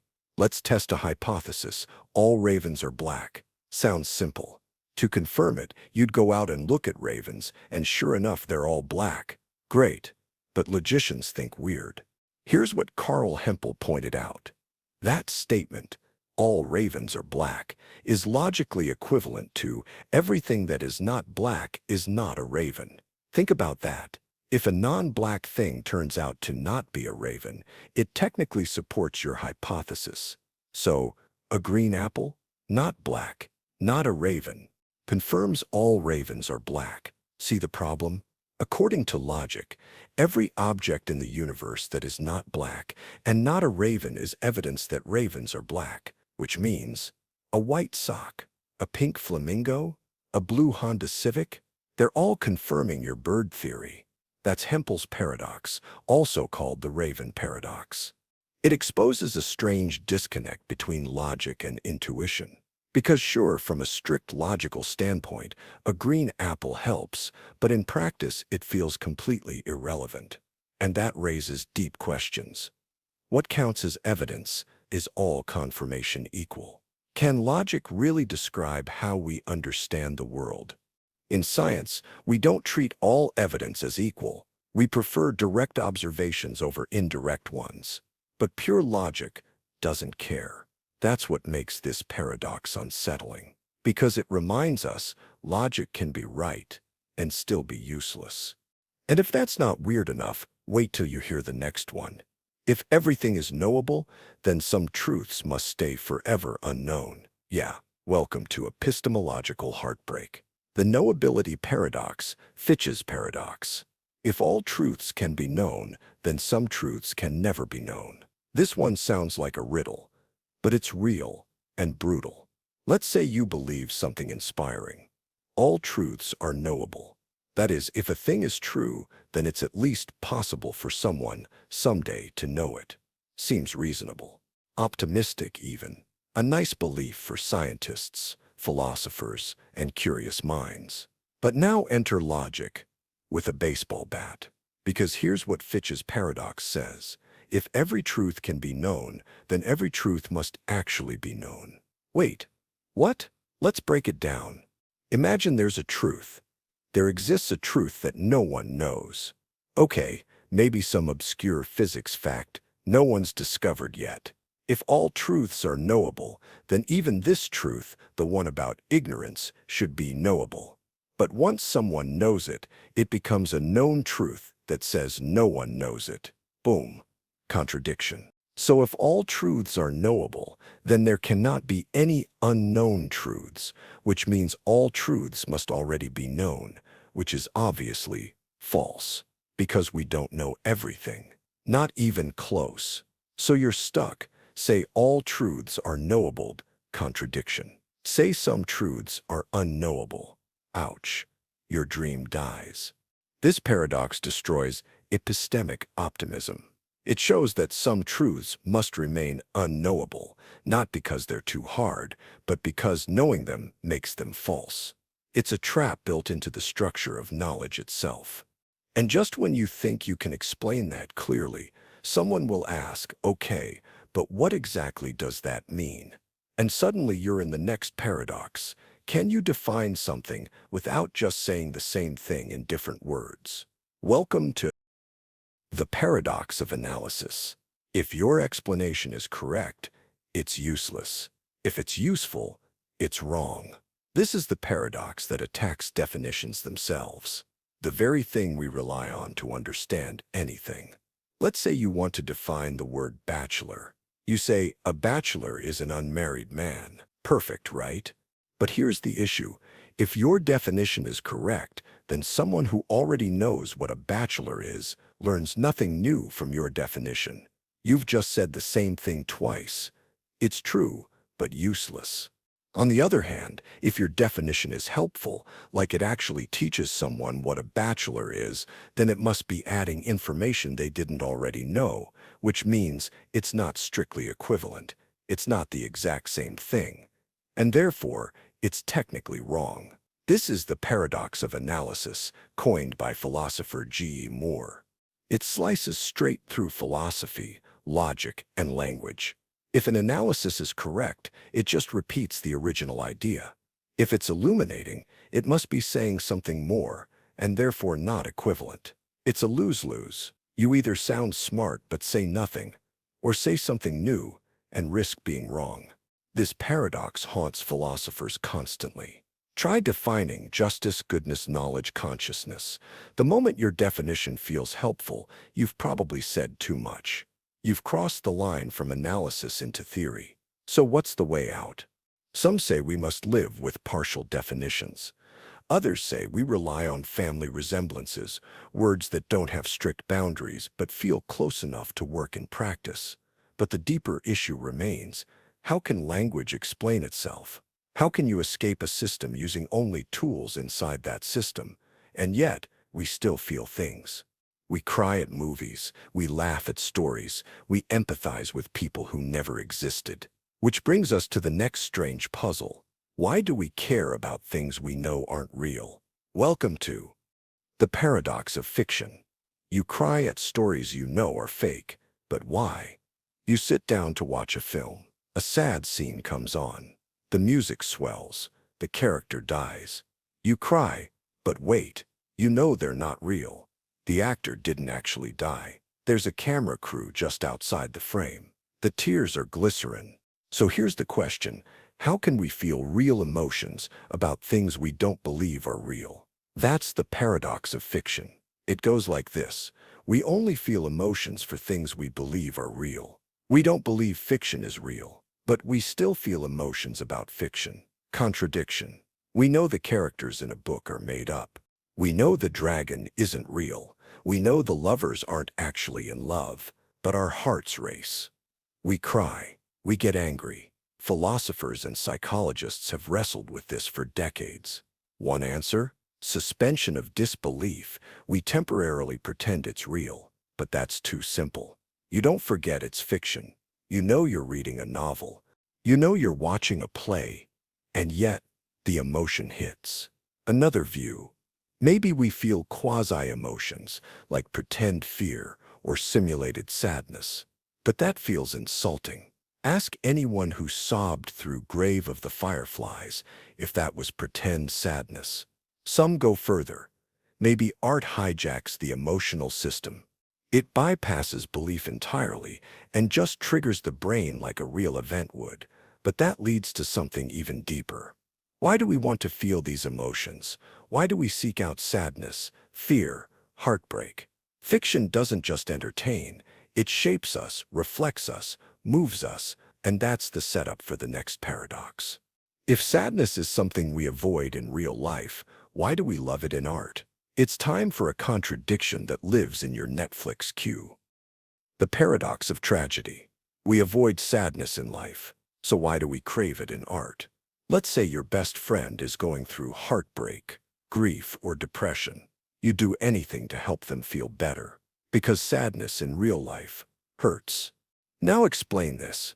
Why do you voluntarily sit through 3 hours of devastating cinema, read books that break your heart, and cry to music that leaves you wrecked? This is the paradox of tragedy, also called the paradox of sadness. Here's the contradiction. Sadness is painful. We avoid pain. And yet, we seek out tragic art. If sadness is something we naturally want to avoid, then tragic stories should be repulsive. But they're not. They're addictive. We rewatch The Green Mile. We reread Of Mice and Men. We replay songs that echo loneliness on purpose. So why? Some say it's catharsis, that tragic stories let us purge emotions in a safe, controlled setting. Others argue it's about insight. We engage with tragedy to understand life, death, and suffering from a philosophical distance. Or maybe it's even darker. Maybe we enjoy tragedy because it allows us to feel without the risk of actual loss. We can taste death without dying, touch despair without consequence. And here's a twist. Tragic art makes us feel more alive by confronting us with what it means to lose. The pleasure comes not in spite of the pain, but because of it. It's a reminder that you're human, that you can still feel. And that brings us to another strange contradiction. If you already know how a story ends, if you've seen it before, why do you still feel suspense? Seriously, why does your heart race when you already know the outcome? The paradox of suspense. You know exactly what's going to happen. So why are you still on the edge of your seat? You've watched the movie before. You know the bomb is under the table. You know the character's about to open the wrong door. You even remember screaming at the screen the first time. And yet, your palms sweat. Your heart pounds. You shout, "No, no, no," like you haven't seen this exact scene 5 times already. That's the paradox of suspense. Suspense, by definition, depends on uncertainty. We feel tension because we don't know what will happen. But when you do know what will happen, why does the suspense still work? You can't be surprised. You can't be shocked. So what exactly are you feeling? Some say it's about forgetting. Maybe we don't remember every detail, so the uncertainty comes back in fragments. But let's be honest. You do remember. You know Jack dies. You know the twist ending. You know the villain's hiding behind the curtain. Still, you feel it. So maybe suspense isn't about knowledge at all. Maybe it's about emotional investment. You care so much about the character that you wish the outcome could change, even though you know it won't. You're not hoping for a new ending. You're reliving a tragedy, feeling the ache again, because that ache is part of why you loved it in the first place. Suspense becomes less about what happens and more about how it feels to know it's coming. It's emotional masochism. You line up for heartbreak and ask for seconds. And this gets weirder because the one thing we don't chase, in fiction or reality, is pleasure that feels fake. We'll cry for a cartoon dog, but we'll reject a perfect simulation of paradise. Why? Because maybe, just maybe, pleasure only matters if it's real. Let's plug into your deepest philosophical dilemma yet. The experience machine. Nozick, would you plug in if paradise wasn't real? Picture this. A brilliant neuroscientist offers you a machine. Once you're inside, you'll feel perfect happiness, endless joy, love, success, adventure. Whatever you want, it'll feel just as real as your current life. You won't know it's fake. You'll forget everything, even that you made the choice. You'll live in a perfect illusion forever. No pain, no boredom, no struggle. So, do you plug in? That's the experience machine. A thought experiment by philosopher Robert Nozick, and it reveals something strange and disturbing about human nature, because most people say no. Why? If we want pleasure and the machine gives the maximum possible pleasure, then logically it's the best option. But something in us rebels. We say things like, "It's not real. I want to do things, not just feel them. I want to earn it. I want truth, even if it hurts." This paradox slices into the heart of what it means to be human. Are we just pleasure machines? Or do we care about authenticity, about reality, effort, truth, and meaning? Because if happiness was all we truly wanted, we'd plug in without hesitation. But we don't. We resist.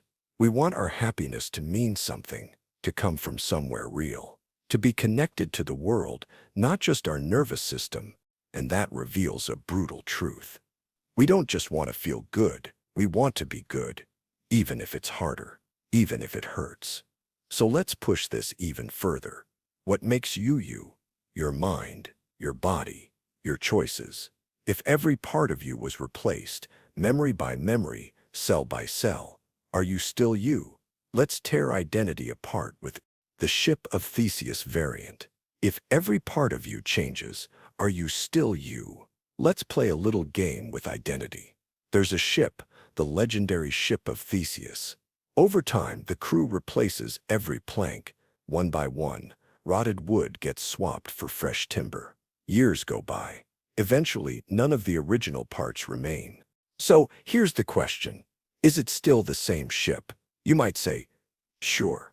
It's continuous. Same shape, same journey, just maintenance. All right, cool. But now imagine this.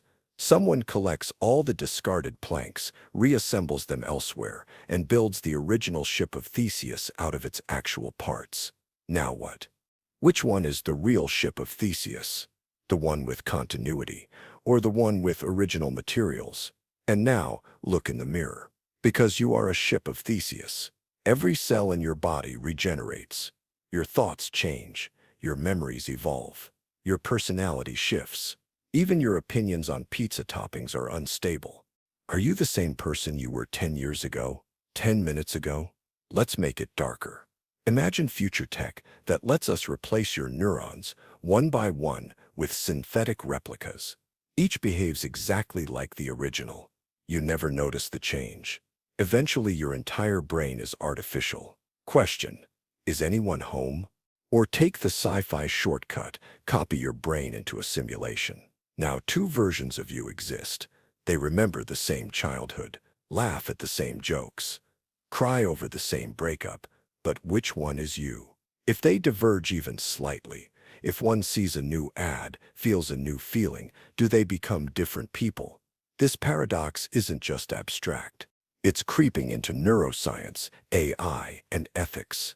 And it breaks the illusion that you are a fixed, permanent thing. So if identity is this unstable, can we even talk about free will? Or is that too just part of the illusion? Brace yourself for the paradox of free will. If everything is caused, where's your freedom? Let's get brutally honest for a second. You think you're in control, right? That you make your own choices, what to wear, what to say, what to eat at 2 a.m. while binge-watching YouTube. But here's the uncomfortable question. Are you actually choosing anything? Enter the paradox of free will, a philosophical nightmare that's been ruining minds since forever. Here's the setup. Everything that happens has a cause. Your brain is part of the physical universe. So everything you think, every choice you make, has a cause too. If it's caused, it was already determined. If it was already determined, where's the freedom? That burrito you ordered? Maybe it wasn't you deciding. Maybe it was just neurons firing, chemicals releasing, memories blending, childhood cravings resurfacing, and a clever ad you saw 2 weeks ago. You just felt like it was your idea. So what are your options? Determinism says, everything is caused. You're a machine. There's no you behind the wheel. Indeterminism says, some things are random. Great. Now your decisions are either caused or chaos. Compatibilism tries to save it. Freedom is acting according to your desires. But then who chose your desires? See the trap? Either you're controlled by prior causes, in which case you're not free, or you're the product of random events, in which case you're still not free. Free will ends up looking like a user illusion, a helpful fiction that keeps the organism functioning while the laws of physics do their thing behind the curtain. And yet, you feel like you're choosing. You take responsibility. You regret. You forgive. You plan. Society is built on this illusion. Law, morality, punishment, love, they all assume you have agency. If you don't, then what's left? But before you collapse into existential despair, ask yourself this. If I'm not free, then how do I mean anything at all? That question takes us straight into the Twin Earth Paradox, where you realize even your words don't mean what you think they do. The Twin Earth Paradox. Putnam. You and your twin say the same word, but do you mean the same thing? Let's imagine something weird and dangerous. There's another planet, just like Earth in every way. Same people, same languages, same coffee addictions. Let's call it Twin Earth. But with one difference, what they call water isn't H2O. It looks like water. It tastes like water. It behaves exactly like water. But chemically, it's something else. Call it XYZ. Now here's the thought experiment by philosopher Hilary Putnam. You and your exact twin on Twin Earth both say the sentence, water is wet. You're thinking about H2O. They're thinking about XYZ. You say the exact same words, but mean different things. That's the Twin Earth Paradox. It blows up a simple assumption we take for granted. That meaning is in your head. Apparently, it's not. It's not just about what's going on in your brain. It's also about the world around you, what the word refers to, not just what you think it refers to. So even if your brain state is identical to your twins, your meaning might be totally different. Implication: you don't fully control what you mean. Meaning depends on external reality. And that gets weird fast. Because if meaning depends on the outside world, then you might not know what you're really saying. You might be misusing words, not because you're confused, but because the world is different than you think. It's like trying to describe the ocean when you've only ever seen a swimming pool. And now let's crank the nightmare up a notch. If the meaning of your words depends on your environment, what happens when environments diverge, slowly, subtly? How do we know we're talking about the same things? And if we can't even trust our words, what happens when we try to follow rules? Let's break the idea of meaning wide open in Kripke's paradox. You think you're following the rule, but how can you be sure? Imagine I ask you to add numbers. Simple stuff. You start with 2 plus 2. That's 4. Then 2 plus 3. That's 5. You keep going, and everything checks out. You're thinking, I know what addition is. I'm following the rule. But here's where the weird part begins. A philosopher named Saul Kripke asks, how do you really know what rule you're following? He gives an example. Let's say your whole life you've done problems like 2, 2, 4, 3, 3, 6, 10, 5, 15, all normal. But now I ask you, what's 57, 25? But Kripke says, wait. How do you know you weren't actually following a different rule, one that works just like normal addition, but after 57, it gives different answers? Sounds silly, right? But think about it. You've never personally done 57-25 before. So how do you know the rule in your head says add normally? Maybe your brain was trained on examples that only looked like addition. How do you prove you're doing real addition and not just copying a pattern? Here's the problem. You might explain it by saying, I remember learning addition, but how do you know you remembered it right? Then you say, well, I know the rule because I've used it before. But that's just using the rule again. It's not proof. You fall into a loop where every explanation needs another explanation. Eventually, all you can say is, this is just how I was taught, or it feels right, which isn't really an answer. That's the heart of Kripke's paradox. Maybe you're not following a rule. Maybe you're just doing what seems familiar and calling it knowledge. It shakes your confidence, because if you can't prove you're following a rule, how can you be sure you're doing anything right? And that's just math. Now imagine this applies to language, morality, logic, everything. Scary, right? But it gets worse, because even if you think you know something, you might still need a reason why it's true, and then a reason for that reason, and then another. You see where this is going? Get ready for the unexpected regress. Why knowing something might mean you never stop explaining it. The unexpected regress. How do you know? Okay, but how do you know that? Let's say you believe something simple. The Earth goes around the sun.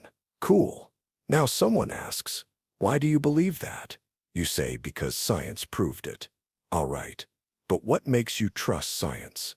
You might say, because scientists use evidence and experiments. Okay, great. But how do you know those experiments are reliable? Well, because they're repeatable. Okay, but why does repeatability mean truth? See the problem? Every answer just leads to another question. Every explanation needs another explanation. It's like standing on a ladder, but each rung is just balancing on the next. No ground beneath it. No final step. Just one reason resting on another. Forever. This is the unexpected regress. A sneaky little problem that shows up anytime you try to justify anything completely. It asks, what is your belief standing on? And what is that standing on? You might think there's a bottom, a final, unshakable foundation. But when you start digging, you just keep falling deeper. So you're stuck. You either keep explaining forever, which is impossible, accept something without proof, which feels wrong, or go in a circle where your belief ends up supporting itself, which is cheating. So what do philosophers do? Some say we have to stop somewhere. Just take something as basic and build from it. Others say, nope, that's just blind faith in disguise. So here's the haunting idea. Maybe you never really know anything all the way down. You just stop asking questions at some point and call that knowledge. And if that feels uncomfortable, well, it should. Because next we're asking, can words even mean something if they can point to nothing? Welcome to the Paradox of Denotation. Can a name refer to something that doesn't exist? The Paradox of Denotation. Can you talk about something that doesn't exist? Let's try a simple question. Who is Sherlock Holmes? Easy, right? He's the famous detective who lives at 2121B Baker Street, loves violins, hates people, solves impossible crimes. But now ask yourself, who are you talking about exactly? Because Sherlock Holmes doesn't exist. He's not a real person, never was, never will be.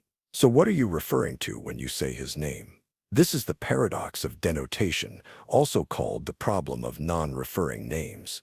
Basically, can a name mean something if it doesn't point to anything real?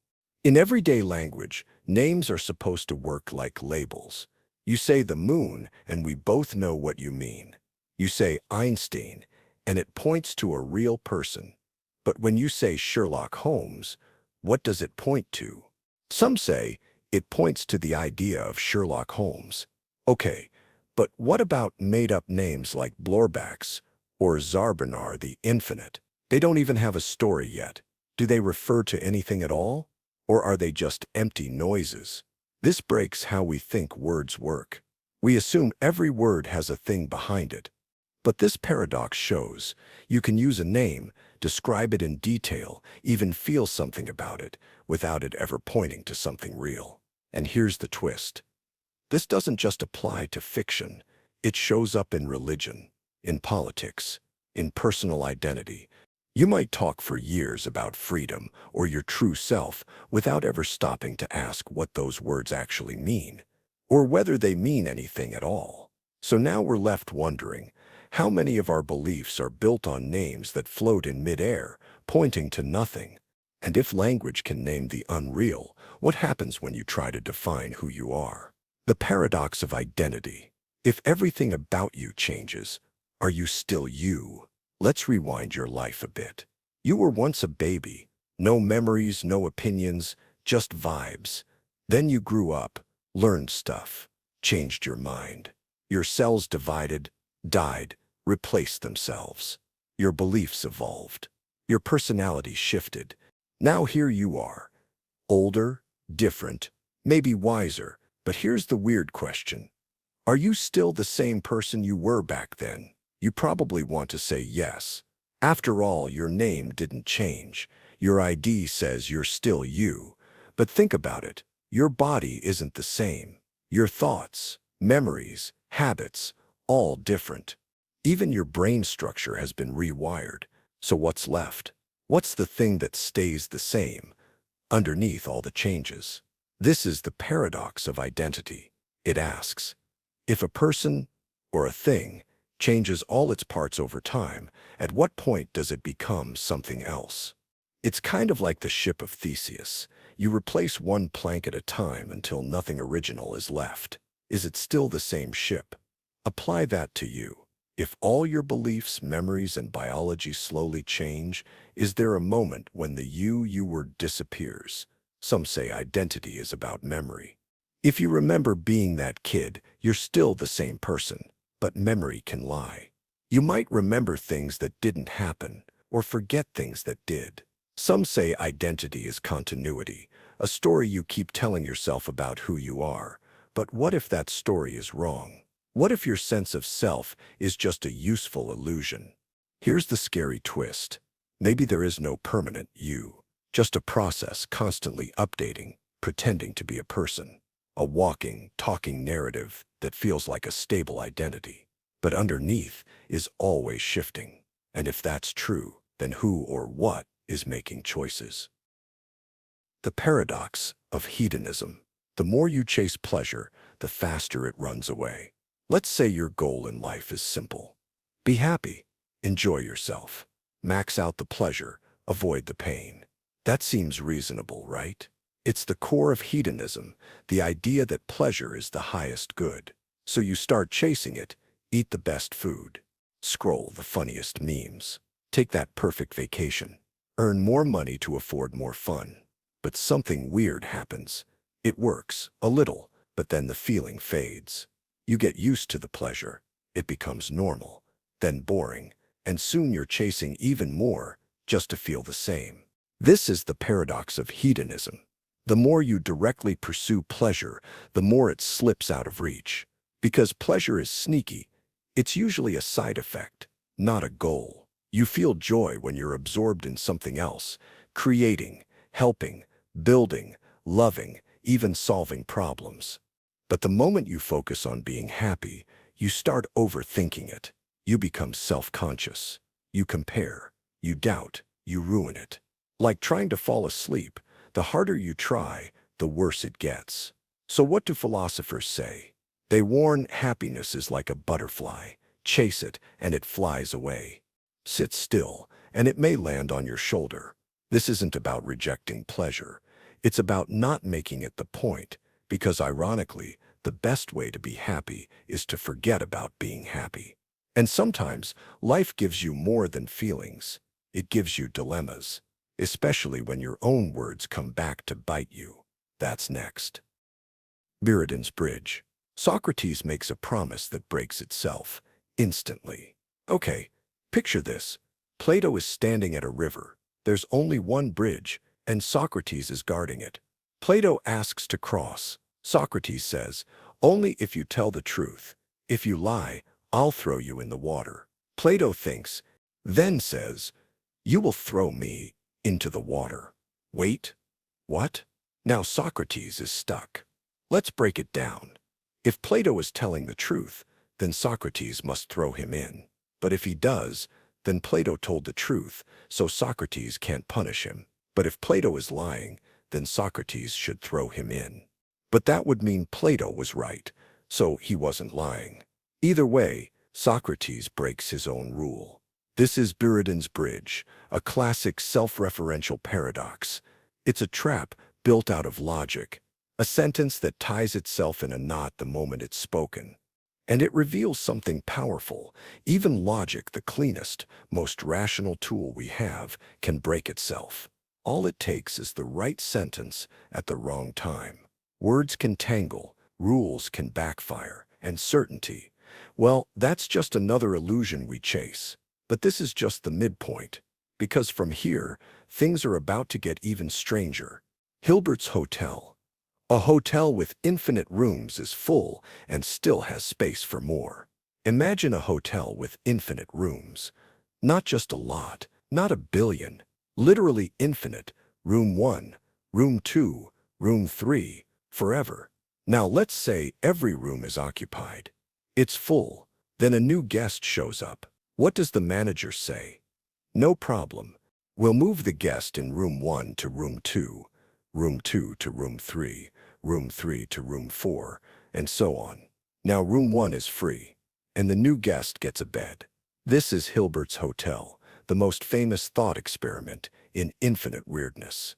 It was imagined by David Hilbert, a mathematician trying to show how infinity doesn't behave the way you think it should. Here's where it gets crazier. What if infinite new guests show up? Still not a problem. Just move each person from room No to room 10. Now all the odd-numbered rooms are free. Infinitely many again. Infinity made space for infinity. What if infinitely many buses show up, each with infinitely many passengers? Hilbert's got you.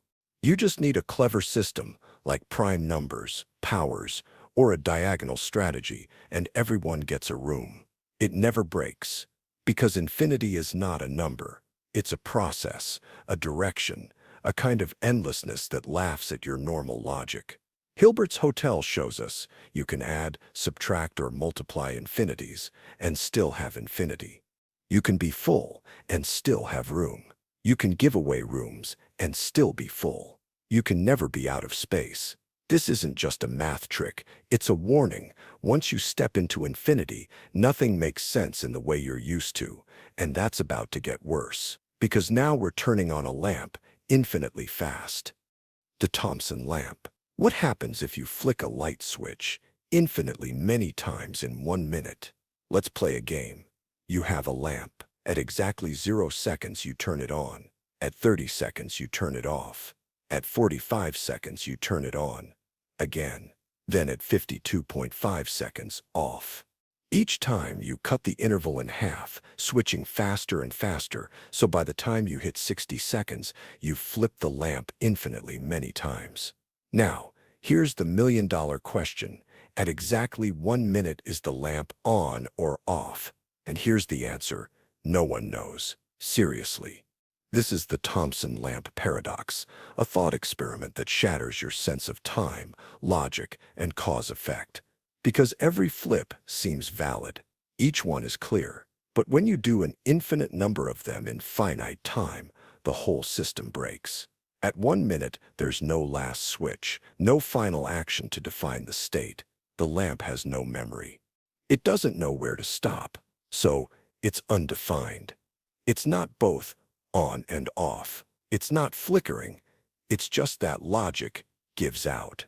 Your normal rules, cause, effect, sequence, final state, they don't work when you stack infinite actions in finite time. And that's the point. Infinity is not just big, it's broken. At least, broken for our human brains.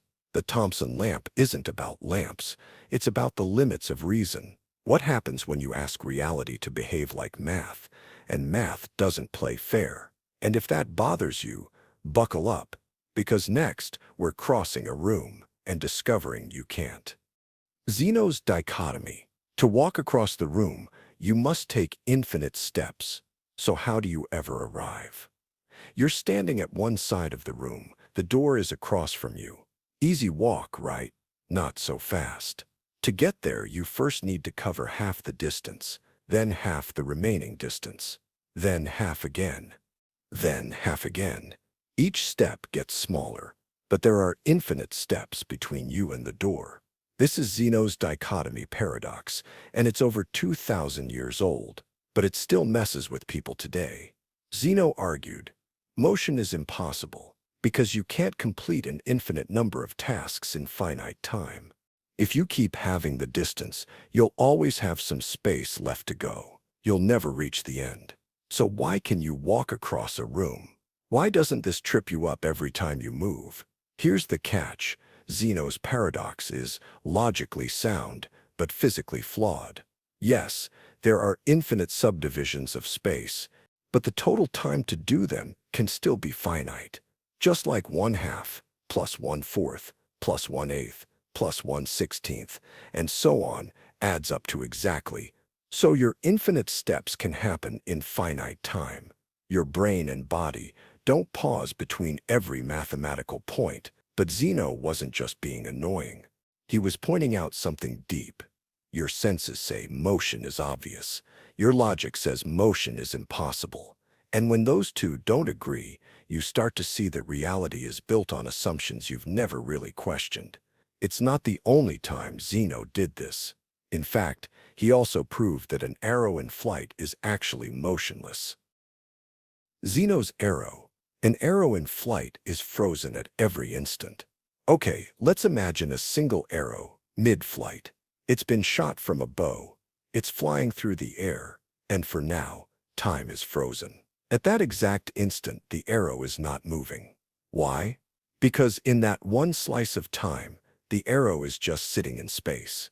It has a position, but it doesn't go anywhere because nothing is happening in an instant. Now imagine time as made up of billions of these frozen frames, like a movie reel. In each frame, the arrow isn't moving. It's just sitting there, frozen. So here's the paradox. If the arrow is at rest in every instant, how can it ever be in motion at all? That's Zeno's arrow paradox, and it's not just ancient trolling. It hits something real, because motion feels smooth, continuous, obvious. But if time is made of indivisible instants, like little slices, and nothing moves in any single slice, then where does motion come from? Think about it. Motion needs change over time. But if every now is static, how can change ever emerge? It's like trying to build fire out of frozen cubes. Modern physics dodges the trap by saying motion is defined between moments, not inside them. It's about the relationship between positions over time, not each position by itself, and in quantum mechanics. Even weirder, particles don't have well-defined positions at all until you observe them. So Zeno was onto something. He made us realize what feels obvious, like motion, is actually philosophically fragile. And maybe that's why, centuries later, we're still arguing with his puzzles. But Zeno just played with logic. The next paradox. It uses real math to do something insane. The Banach-Tarski Paradox. Cut one ball into pieces and end up with two. Okay, imagine you're holding a ball. Let's say it's the size of a basketball. Now imagine cutting it into a few pieces, 5 to be exact. Then you shuffle the pieces around like puzzle parts, and somehow you end up with 2 basketballs, same size. Nothing missing. No tricks. You didn't stretch anything. You didn't add anything. You just rearranged the pieces, and suddenly you've got 2 full balls. That sounds impossible, right? But here's the strange part. Mathematicians proved you can do this.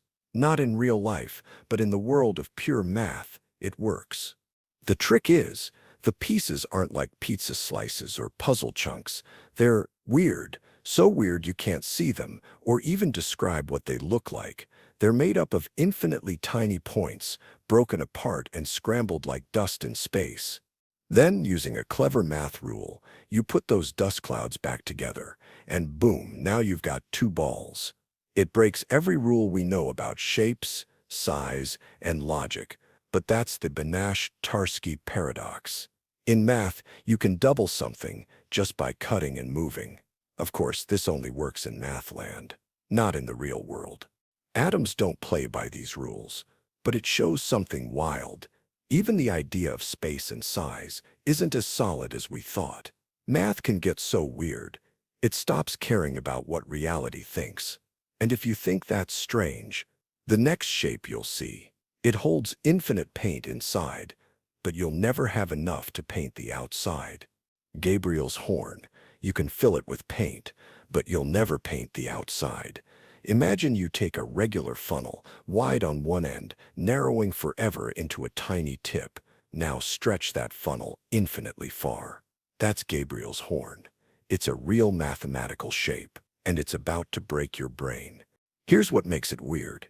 If you tried to fill it with liquid, like paint, you'd only need a small, finite amount. No matter how long the horn stretches, you could actually fill it all the way to the end. But now, try to paint the outside of the horn. Suddenly, you need infinite paint. That's right. You can fill it completely, but you can't cover its surface. That makes no sense, right? We expect that if something has volume, it must have surface. But here's the catch.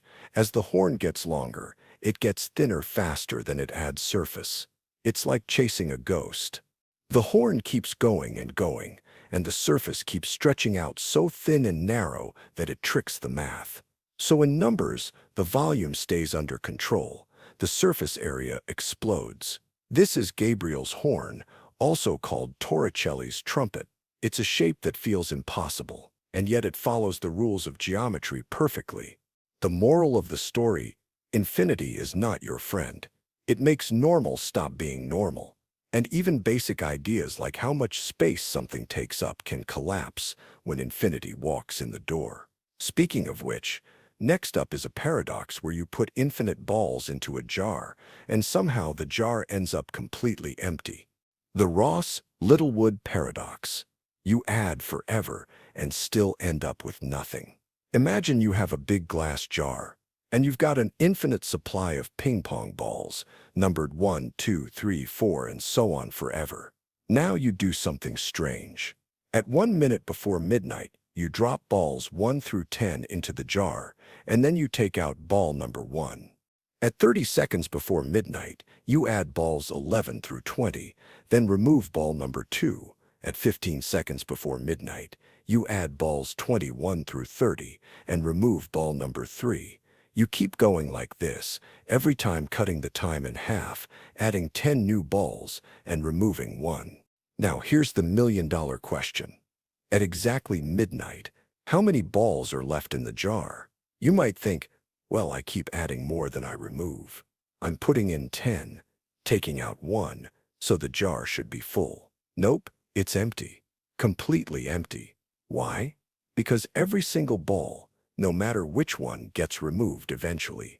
Ball 1 is removed in the first round. Ball 2 is removed in the second. Ball 3 in the third. And so on.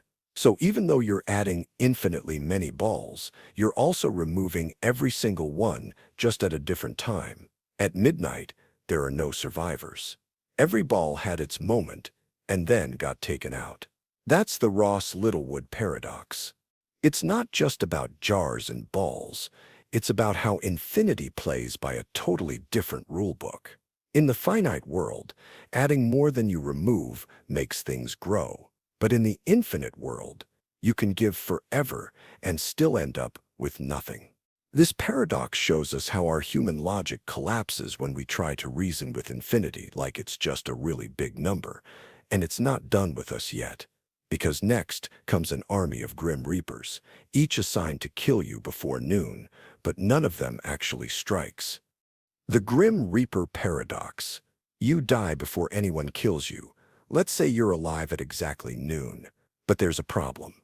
There's an army of infinite Grim Reapers, each one assigned to kill you at a specific time before noon. Here's how it works. Grim Reaper number 1 is scheduled to strike at 11:59 and 59 seconds. Grim Reaper number 2 is set for 11:59 and 59.5 seconds. Grim Reaper number 3 comes at 11:59 and 59.75 seconds. And so on. Each Reaper is scheduled half as close to noon as the last. And they all have one job. If you're still alive at their scheduled time, they kill you instantly. But if you're already dead, they do nothing. Now here's the twist. Which Grim Reaper actually kills you? Think about it. Grim Reaper @1 won't need to, because Grim Reaper @2 is earlier. But Grim Reapers 2 won't strike either, because maybe 3 already did. And 3, maybe 4 beat him to it. Keep going down the line, and you'll realize there is no first Reaper who kills you. But they can't all skip you either, because if no one kills you, then you're alive at noon, and that would trigger Grim Reaper's T1 to act. It's a perfect logical trap. Someone must kill you, but no one does, because someone else is always supposed to do it first, and yet you're still dead. This is the Grim Reaper Paradox, a deep problem in philosophy and mathematics. It shows how infinite chains of cause and effect can collapse into absurdity. There's no first cause, no trigger, no event, just a result with no beginning. You died, but no one did it. Infinity erased the act, but not the outcome. And the deeper you go into infinity, the more reality starts to feel like a glitch in its own logic. Now get ready. Because the next paradox is even more confusing. A list of infinite statements, none of which reference themselves, but together they still create contradiction. The moving spotlight paradox. Time flows, but every moment still exists. Imagine the universe as a long film reel. Every frame, every moment is already printed. Your birth, your death, your best friend, dropping spaghetti. All there, all permanent. Now imagine a spotlight moving across the reel. That spotlight, it's now, the present. We feel like the world is changing, but maybe we're just watching the light move. This is the moving spotlight theory. A view of time that says the past is real, the future is real, and the present is just the bit we're currently experiencing. Think about what that means. That awkward thing you did at age 13. Still there, that moment you'll die, already exists. You're not writing your future, you're walking through it, one spotlight at a time. It feels like we're living in a flowing river, but maybe we're just frozen in a block of time, with our consciousness sliding across pre-written moments. Weirdly, this solves one big problem in physics. According to Einstein's relativity, there's no universal now. Time depends on where you are, how fast you're moving, and how gravity pulls on you. So the idea of one shared present moment, it's kind of broken. But if all moments are equally real, and now is just a moving highlight that fits perfectly with relativity, still, it's unsettling. Because if the future already exists, then what happens to free will? If everything you'll ever do is already out there on the reel, are you just watching a story you can't change? The moving spotlight paradox forces us to confront this chilling thought. You're not moving through time. Time is just there, and you're the one being moved. The twin paradox, relativity. Identical twins. One travels through space. They return, younger. According to everyday experience, time feels constant, steady, impartial, universal. But in 1905, Einstein shattered that illusion. His theory of special relativity revealed something deeply unintuitive. Time doesn't flow the same for everyone. It bends, it stretches, and it depends on how fast you're moving. The twin paradox makes this disturbing truth impossible to ignore. Imagine this. Two identical twins are born on Earth. One stays home. The other boards a spaceship, accelerates to near the speed of light, flies far into space, then returns. When they reunite, something's off. The spacefaring twin has aged less. Same DNA, same birth date, but now they belong to different times. This isn't a riddle, it's a real prediction of physics, and more importantly, it's been tested. In 1971, physicists at the U.S. Naval Observatory flew atomic clocks. Some stayed on the ground, others flew eastward and westward aboard commercial airplanes. When the clocks were compared, they no longer matched. Time itself had changed, just a few nanoseconds, but exactly what relativity predicted. We see it constantly today.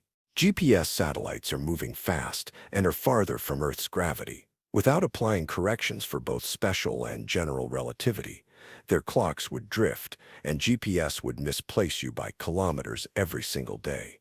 This isn't science fiction. It's the reason your phone knows where you are. The twin paradox exposes something profound. Time is not absolute, it is personal. The faster you move through space, the slower you move through time. And in the extreme, it means two people born together can live through different lengths of life simply by taking different paths through the cosmos. The Bootstrap Paradox. An object exists, but nobody ever created it. Let's say a scientist in the year 2200 finds a mysterious book. It contains brilliant theories, knowledge way ahead of its time. She studies it, learns from it. Then, she travels back to the year 2100 and gives the book to a younger version of herself. That version reads it, learns from it, and one day passes it along again. Round and round it goes, the same book handed down through time. But stop. Think. Who wrote the book? No one did. It has no origin, no first author, no moment of creation. It just exists because it was always passed back. This is the Bootstrap Paradox, named after the phrase pulling yourself up by your own bootstraps. It's a causal loop in time where something exists without ever being made. And yes, it's more than a mind game. In physics, especially in closed time-like curves from solutions to Einstein's equations, scenarios like this aren't ruled out. The laws of the universe don't necessarily forbid a self-existing object, as long as the loop is internally consistent. But that's the problem. If information or objects can exist purely because they were sent back in time, where does novelty come from? Where do ideas begin? If you write a symphony only because you heard it from your future self, who composed it, the Bootstrap Paradox isn't just a time travel riddle, it drills into the heart of what it means to create, to cause, to begin. It reveals a universe where the origin of something might be nowhere. The Grandfather Paradox. If you kill your grandfather, how were you born to do it? Time travel sounds fun until you try to rewrite history. Here's the classic setup. You build a time machine, you go back decades. And for some dark reason, you decide to eliminate your grandfather before he ever meets your grandmother. Let's say you succeed. That means your parent was never born, which means you were never born, which means you couldn't have gone back in time, which means your grandfather wasn't killed. So he lives, and you're born, and you go back, and you kill him. So he dies, and you're never born. And then you don't go back. So he lives. And now we're stuck. This is the Grandfather Paradox. A logical explosion. A time loop so unstable, it destroys itself.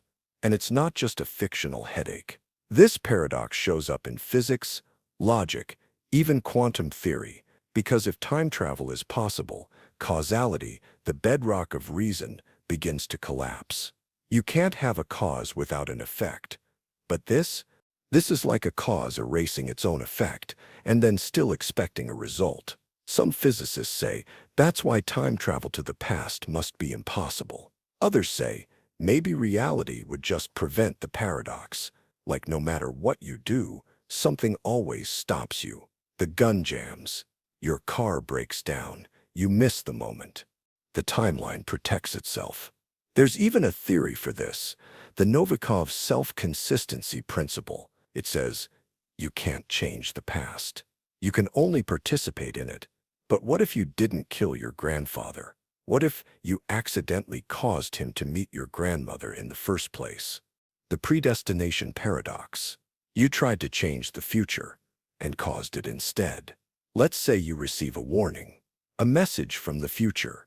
It says, don't go to the station tomorrow. A bomb will go off. You panic.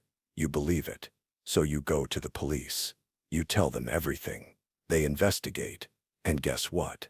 They find the bomb and defuse it. You breathe a sigh of relief until you realize something disturbing. If you hadn't received the warning, you never would have gone to the police, which means the bomb wouldn't have been found, which means it would have exploded. So here's the paradox. The message prevented the disaster, but the disaster had to be possible in order for the message to be sent. Worse, what if your actions don't prevent the outcome, but actually cause it? Imagine a man travels back in time to stop a war. But his presence, his interference, accidentally triggers the chain of events that start the war in the first place. He becomes the reason he had to go back. That's the Predestination Paradox. Time travel that traps you in a loop, not because you're repeating history, but because your attempt to escape it guarantees its outcome. It's fate, by your own hand. The snake eating its tail. And unlike the Grandfather Paradox, this one doesn't contradict itself.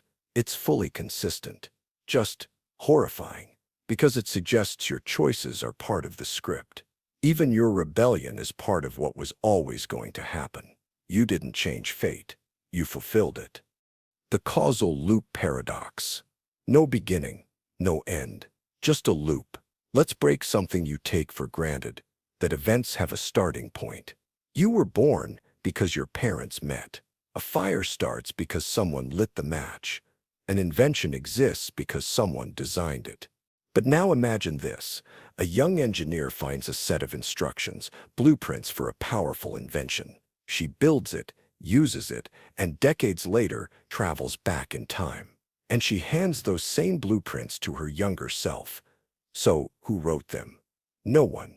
They exist in a loop. No origin, no invention, just perpetual recycling. This is not the Bootstrap Paradox. That one was about an object, like a book or a violin, looping endlessly in time. This one's deeper. The causal loop paradox isn't about an item. It's about logic itself breaking down. Here, cause and effect flip roles. The future doesn't follow from the past. It creates it. You don't pull yourself up by your bootstraps. You're being held up by nothing. No anchor, no starting line, just an endless loop of events justifying themselves. It's like writing a novel because you read it. It's like being born because you died. It's like cause and effect just gave up and started dancing in circles. Physics doesn't fully reject this. In fact, some time travel models allow these loops so long as everything stays self-consistent. But here's the nightmare. If this can happen even once, then what can you really trust to have an origin? That moment of clarity you had? That dream? That decision? Was it yours or just part of a loop? And if the loop never began, then maybe nothing ever did. The Doomsday Argument. Why math thinks humanity is almost over. What if the end of the world isn't decided by politics, religion, or fate, but statistics? The Doomsday Argument starts with one simple, terrifying idea. If you don't know where you are in humanity's timeline, your birth rank might tell you. Think about it. You're human number 117 billion to ever live. Maybe you were born early in humanity's story. Or maybe you're frighteningly late. Statisticians apply something called the Copernican principle. The idea that you're not in a special position. You're probably somewhere in the middle. Not the very first, not the very last, just somewhere in the bulk. So if you've already passed 100 billion births, it's statistically unlikely that trillions more are still to come. And that means we're closer to the end than we think. Let's break it down. Imagine a jar filled with numbered marbles. You pull one out, it says 500. What's more likely? That the jar only has 1,000 marbles, and you're about halfway in, or that it has 10 million, and you just happen to draw an early one. Statistically, the smaller jar makes more sense. Apply that to humanity, and it suggests we're already in the second half. Some versions of this argument even give horrifying estimates. There's a 95% chance humanity won't survive past 10,000 more generations, and possibly much fewer. Of course, not everyone agrees. Some argue that this reasoning is flawed, anthropically biased, or ignores technological progress. But still, the logic haunts people. Because it's not based on doom and gloom fantasy, it's based on pure math.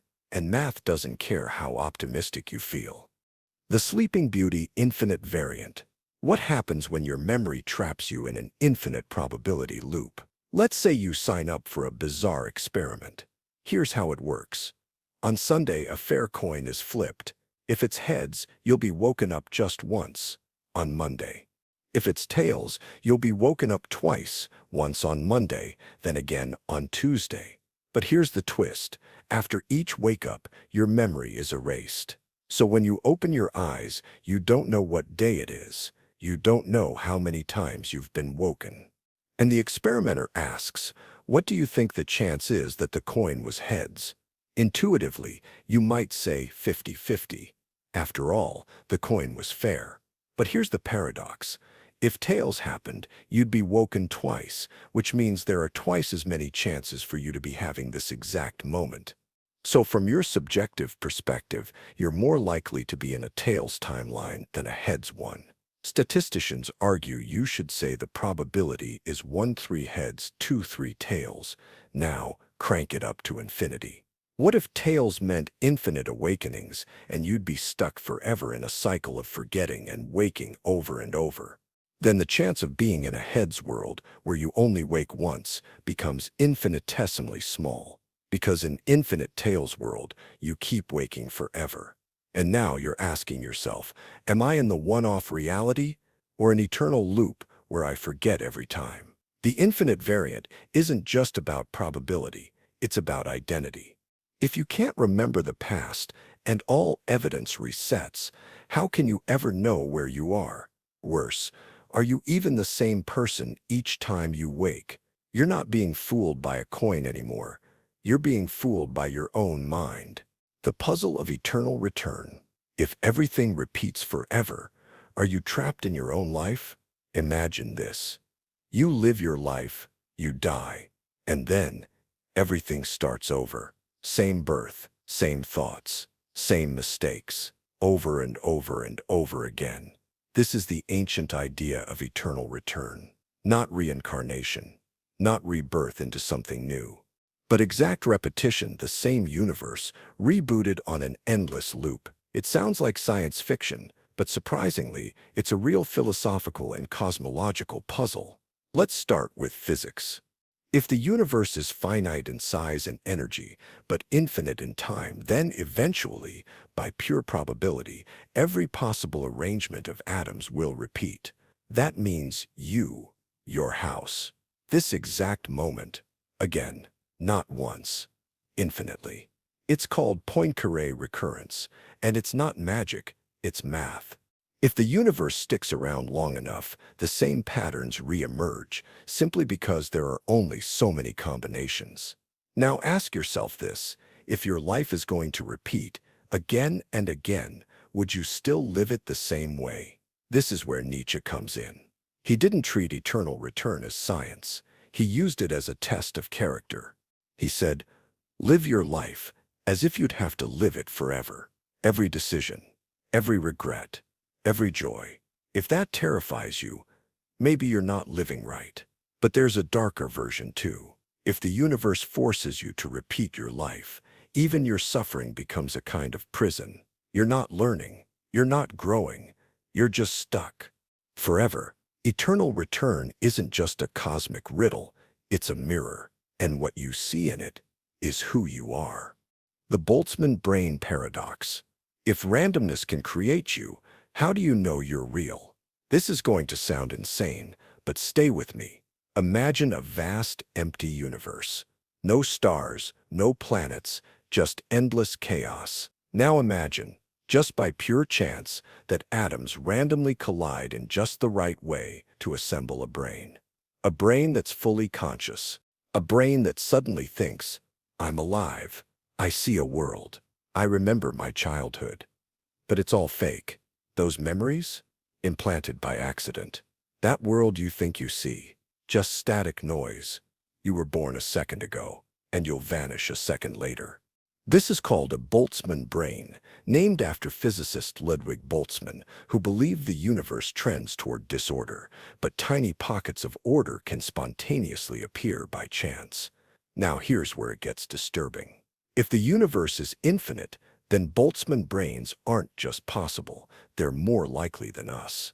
Because it's easier for a random universe to create just one brain with fake memories than to build an entire planet, evolve life, and develop human consciousness over billions of years. So statistically speaking, you shouldn't be here, you should be one of them. A brain, floating in chaos, hallucinating reality. But here's the paradox.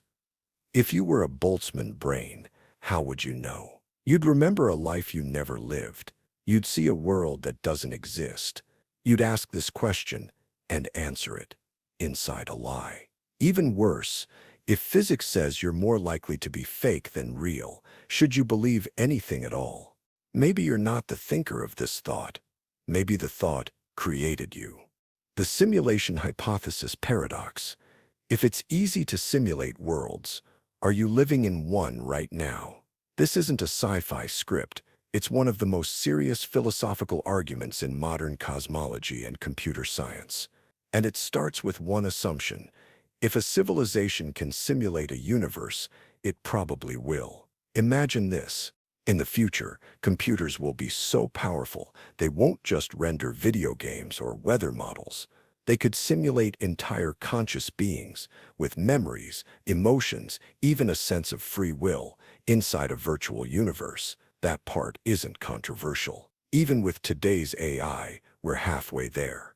Now ask this: if it's possible to simulate conscious life, and if civilizations have the power and curiosity to do it, then there could be millions, maybe billions, of simulated universes, each filled with conscious beings who believe they're real. Statistically speaking, the odds that we are the one real base-level reality tiny.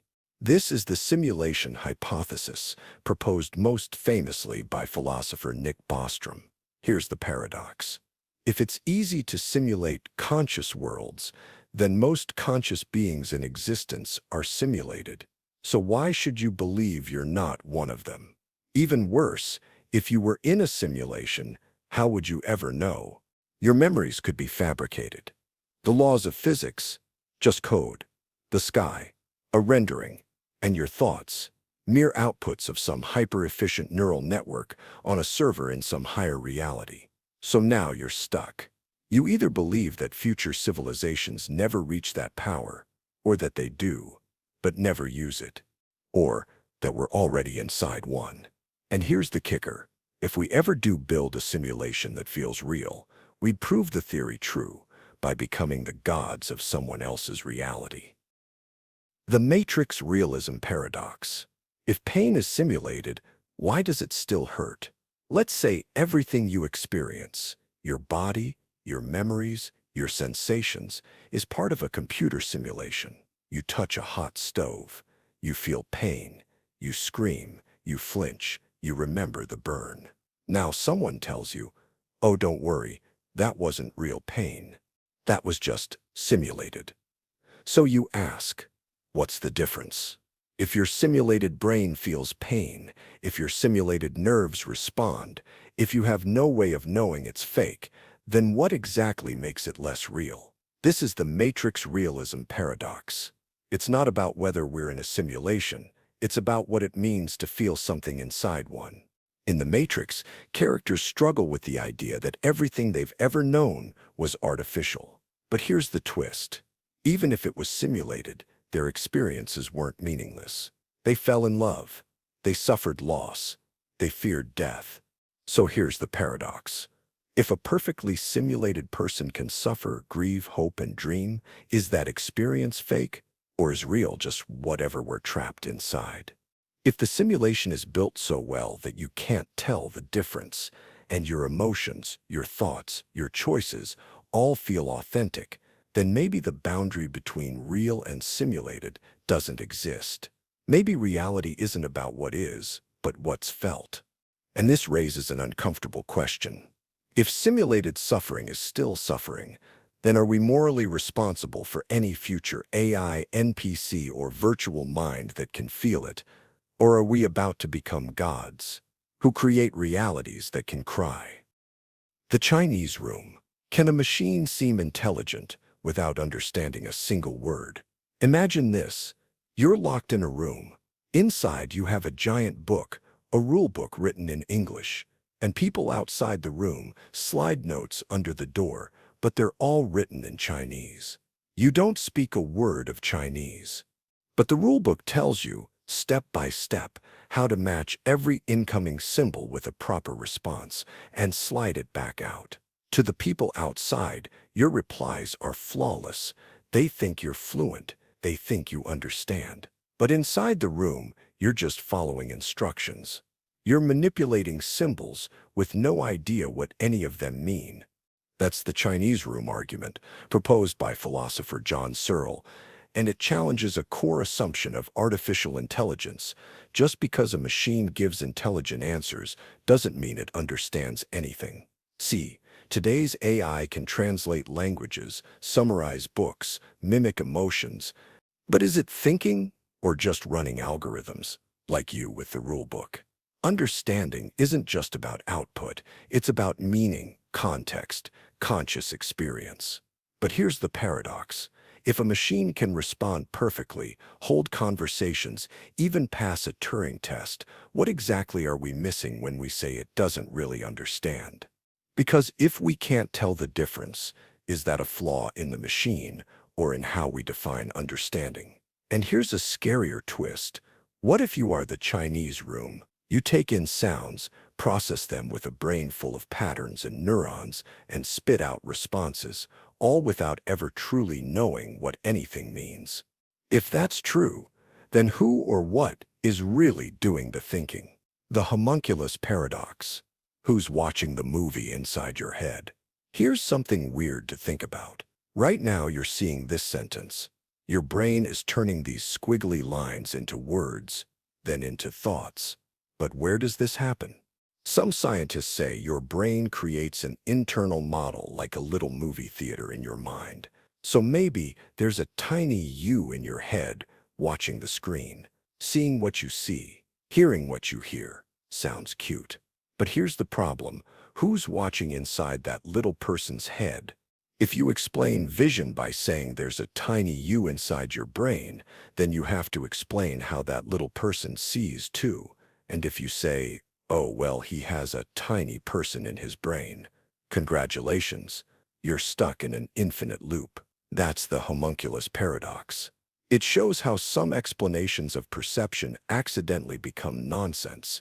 We don't actually solve anything by saying, oh, there's a little viewer in there. That's like explaining TV by saying, there's a tiny audience inside the screen. So how do you see then? Modern neuroscience suggests your brain doesn't need a viewer. It's more like a feedback loop. Electrical signals get processed, patterns emerge, and what you call seeing is just the result of all that neural activity. But it feels like someone's inside, doesn't it? Watching, thinking, making choices. So here's the disturbing part. If there's no little person inside you, no central self, then who exactly is living your life? The infinite lottery machine. If every outcome has a chance, how do you live with the odds? Imagine a lottery machine with infinite tickets, not thousands, not millions, literally infinite. Now imagine it randomly pulls out a single ticket. What's the chance it picks any specific number? Say 17. But here's the paradox. You know it has to pick something. It has to land on some number, so every ticket has a 0 chance, but one still gets chosen. That's the infinite lottery paradox, and it wrecks your everyday sense of probability. In normal life, probability works just fine. Flip a coin, 50-50. Roll a die, 1 in 6. But infinity doesn't play fair. When you deal with infinite options, every individual outcome becomes impossible, and yet something still happens. Now here's where it gets spooky. Some versions of the paradox say, what if you are the lottery result? Out of all possible people in all possible universes, why are you the one experiencing this specific life? Why were you born into your exact family, in your country, speaking your language, with your body and your memories? Out of infinite possible consciousnesses, what are the odds that your perspective exists? 0. And yet, here you are. Now tie this to science. In cosmology, some theories suggest an infinite multiverse. Every possible version of events exists somewhere. Every variation of your life, one where you turned left instead of right, lived instead of died, succeeded instead of failed. So how do we make predictions in an infinite reality? How do we define randomness when everything that could happen does happen? That's not just a math problem, it's a crisis of meaning. Because in a world where every outcome is realized, does choice still matter? Or are you just the number that happened to get pulled? The Anthropic Paradox. The universe looks designed, but only because you're here to see it. Let's say you walk into a room and see a giant dartboard with one single dart stuck perfectly in the bullseye. You might think, wow, someone's a good shot. Or maybe this dartboard was put there to catch the dart. That's how the universe feels.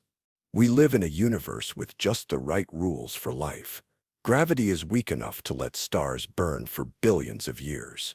The strong nuclear force holds atoms together just enough. Carbon forms easily in stars, the element life depends on. And the list goes on. If any of these constants were just slightly different, there'd be nothing. No planets, no chemistry, no biology, no you. It feels like the universe was tuned for life. Fine-tuned. So what's the paradox? It's called the anthropic principle, and here's the twist.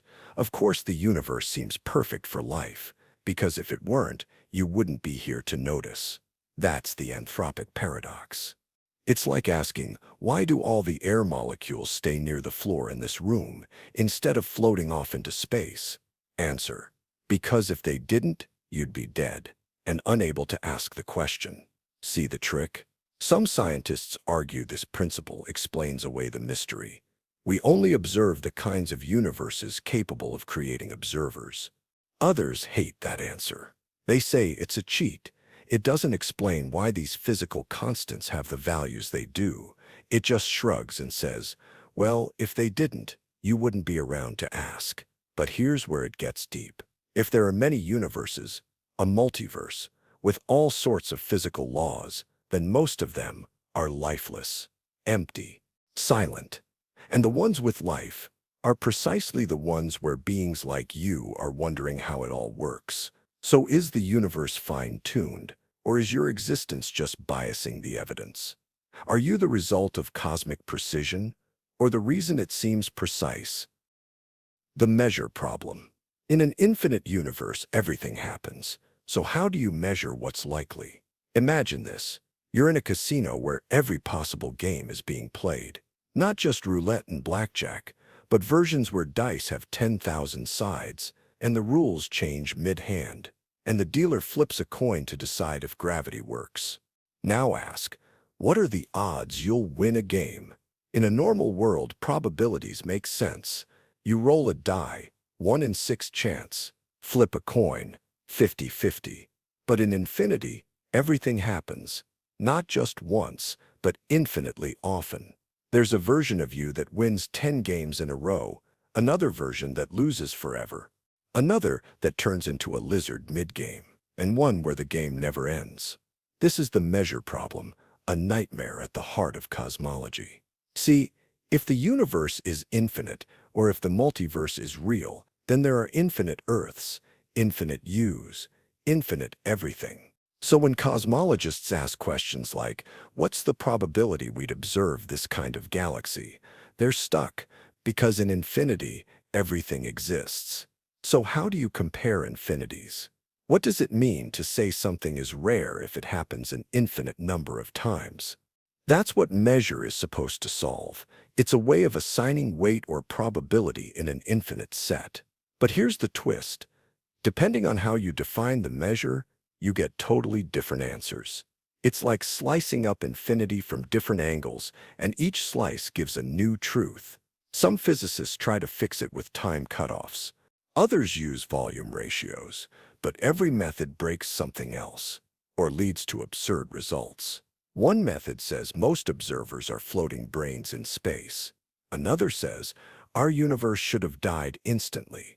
The measure problem isn't just academic. It means we don't know how to reason inside an infinite cosmos. In short, if you have infinite possibilities, then the question isn't what happens. It's which version of you is asking the question. The Sleeping Beauty cosmic variant. You exist. But what if that fact alone is biasing everything you believe? Let's start simple.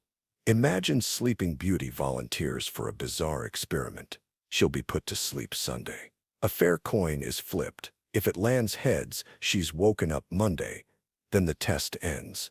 If tails, she's woken up Monday and again Tuesday, but with memory wiped between. Each time she wakes, she doesn't know which day it is or what the coin was. Now here's the question. When she wakes, what's the probability the coin landed heads? Is it 1/2 because the coin was fair? Or 1/3 because across all wake-ups, only 1 out of 3 happens when the coin lands heads? Philosophers still argue about it. Now let's level that up to the entire universe. Imagine a cosmos with infinite worlds. Some contain intelligent observers. Most don't. Now ask, what are the odds you find yourself in a universe like this one? It seems obvious. You do exist, after all. But that's the trap. Because here's the twist. Your own existence might be skewing your reasoning. This is called observer selection bias, the idea that we can't treat ourselves as neutral observers because only certain conditions allow for observers in the first place. In the cosmic version of Sleeping Beauty, the question isn't just did the coin land heads. It's how do you reason about probability when your very presence depends on the outcome? The deeper problem is any reasoning that conditions on your own existence starts to feel circular. Of course you find yourself in a universe that permits life, otherwise you wouldn't be here. But that logic can start to undermine everything, from predicting the lifespan of humanity, to understanding fine-tuned constants in physics, to weighing the odds of living in a simulation. In short, it's not just that you are, it's that you being you might be bending the rules of what you believe. The paradox of the stone. Can God create a stone so heavy that he cannot lift it? It sounds childish at first, like a playground riddle. But it's not.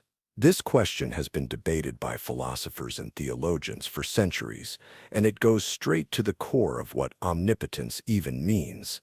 Here's the problem. Let's say God is all-powerful, truly omnipotent.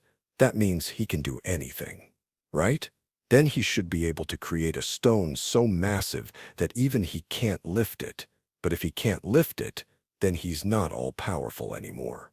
And if he can lift any stone, then there must be a stone he can't create. Either way, he fails at something. So is true omnipotence logically impossible? Now, some people try to dodge the paradox by saying, well, omnipotence just means can do anything that's logically possible. In other words, nonsense tasks like square circles or four-sided triangles don't count. But here's the thing, is the stone paradox really nonsense? Or is it actually exposing a contradiction in our idea of unlimited power? It gets worse. If you say omnipotence only includes what's logically consistent, then logic becomes more powerful than God. He's bound by it, ruled by it. So what is God now? A servant of logic? Or is he beyond logic, in which case we can't even discuss him without contradiction?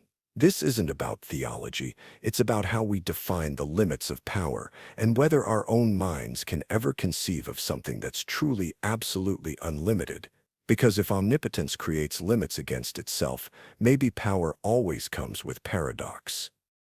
The paradox of omniscience. If you already know everything, can you learn? Let's say you're omniscient. You know everything. Every thought, every particle, every future outcome. Nothing surprises you. Nothing is hidden.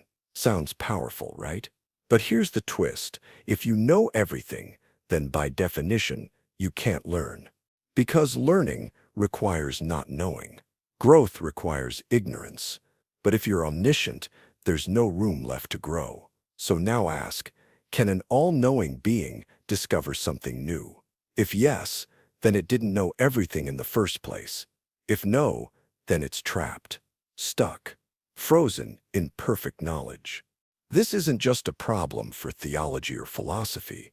It touches the limits of intelligence itself.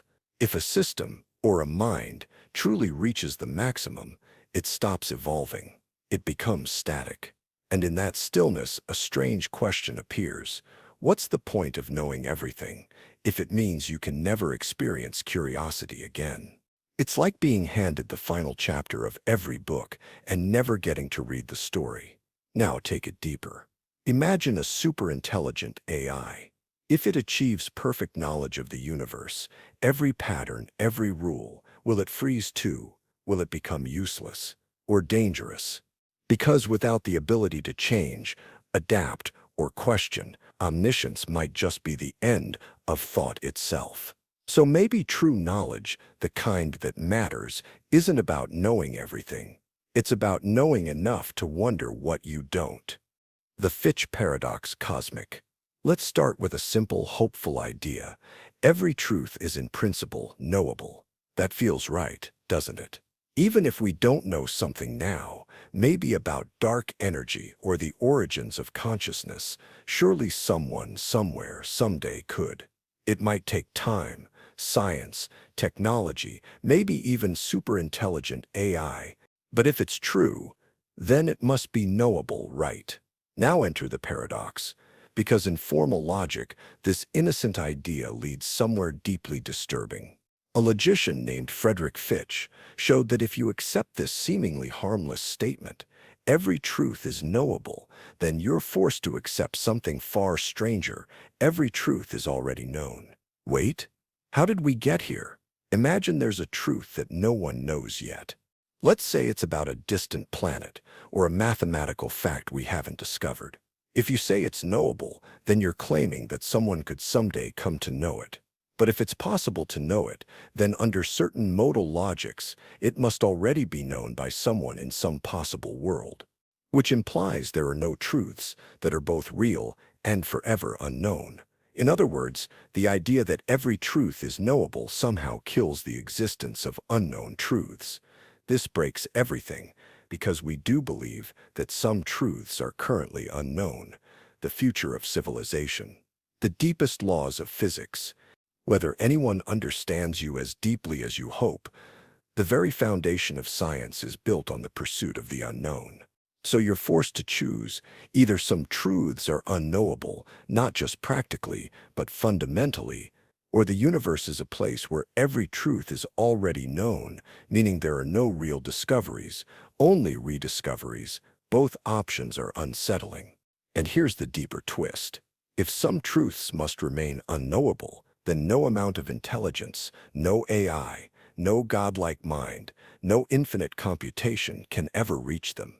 They're walled off, not hidden behind complexity, but sealed by logic itself. In a way, Fitch's paradox draws a line in the fabric of reality.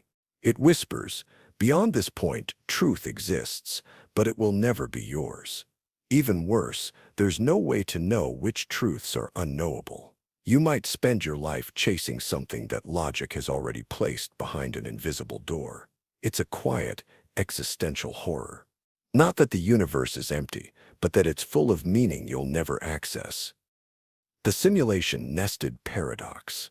Let's say, just for fun, that someone builds a perfect simulation of reality. Every atom, every person, every thought, all running on some absurdly powerful computer.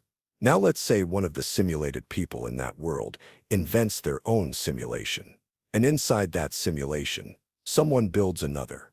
And again, until there's a stack, layer upon layer of simulated worlds, each unaware of what's above.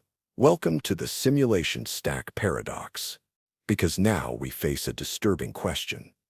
If you could be in any of these worlds, what are the odds you're in the real one? Well, there's only one base reality, but there could be millions of simulations. So purely by numbers, the odds that you're in the original, unsimulated universe, almost zero. Here's the unsettling logic. If advanced civilizations can create perfect simulations, and if they're even a little bit interested in doing so, they'd likely create many of them. And if those simulated beings create their own simulations, the stack deepens. Statistically, you're probably just one layer in a digital Russian doll. Now, here's where things get really weird. Suppose you try to simulate your own universe. That's an enormous computational cost. So if you live in a simulation, there's a good chance the system limits your knowledge, preventing you from discovering the truth, because that level of self-awareness could crash the system or break its purpose. In other words, your world may be intentionally misleading, just realistic enough to fool you, but not so real that you can peek behind the curtain. And even if you did, how would you know that your revelation wasn't also simulated? The deeper you go, the more it looks like this. You're not in base reality. You're just in a copy of a copy of a copy, and the real world is somewhere above you, watching. It's not just science fiction. It's a mathematical problem of infinite regress, because unless the stack stops somewhere, you're always one level away from the truth. And here's the final twist. Even if you escape your simulation, break the laws of physics, break the boundaries, how can you be sure the next layer isn't just another trap? The paradox of nothingness. Here's the question that haunts physicists, philosophers, and anyone who stared at the ceiling at 3 a.m. Why is there something rather than nothing? Seriously. Why does the universe even exist? Why is there time, space, particles, thoughts, anything at all? The paradox of nothingness isn't about how the universe began. It's deeper than the Big Bang.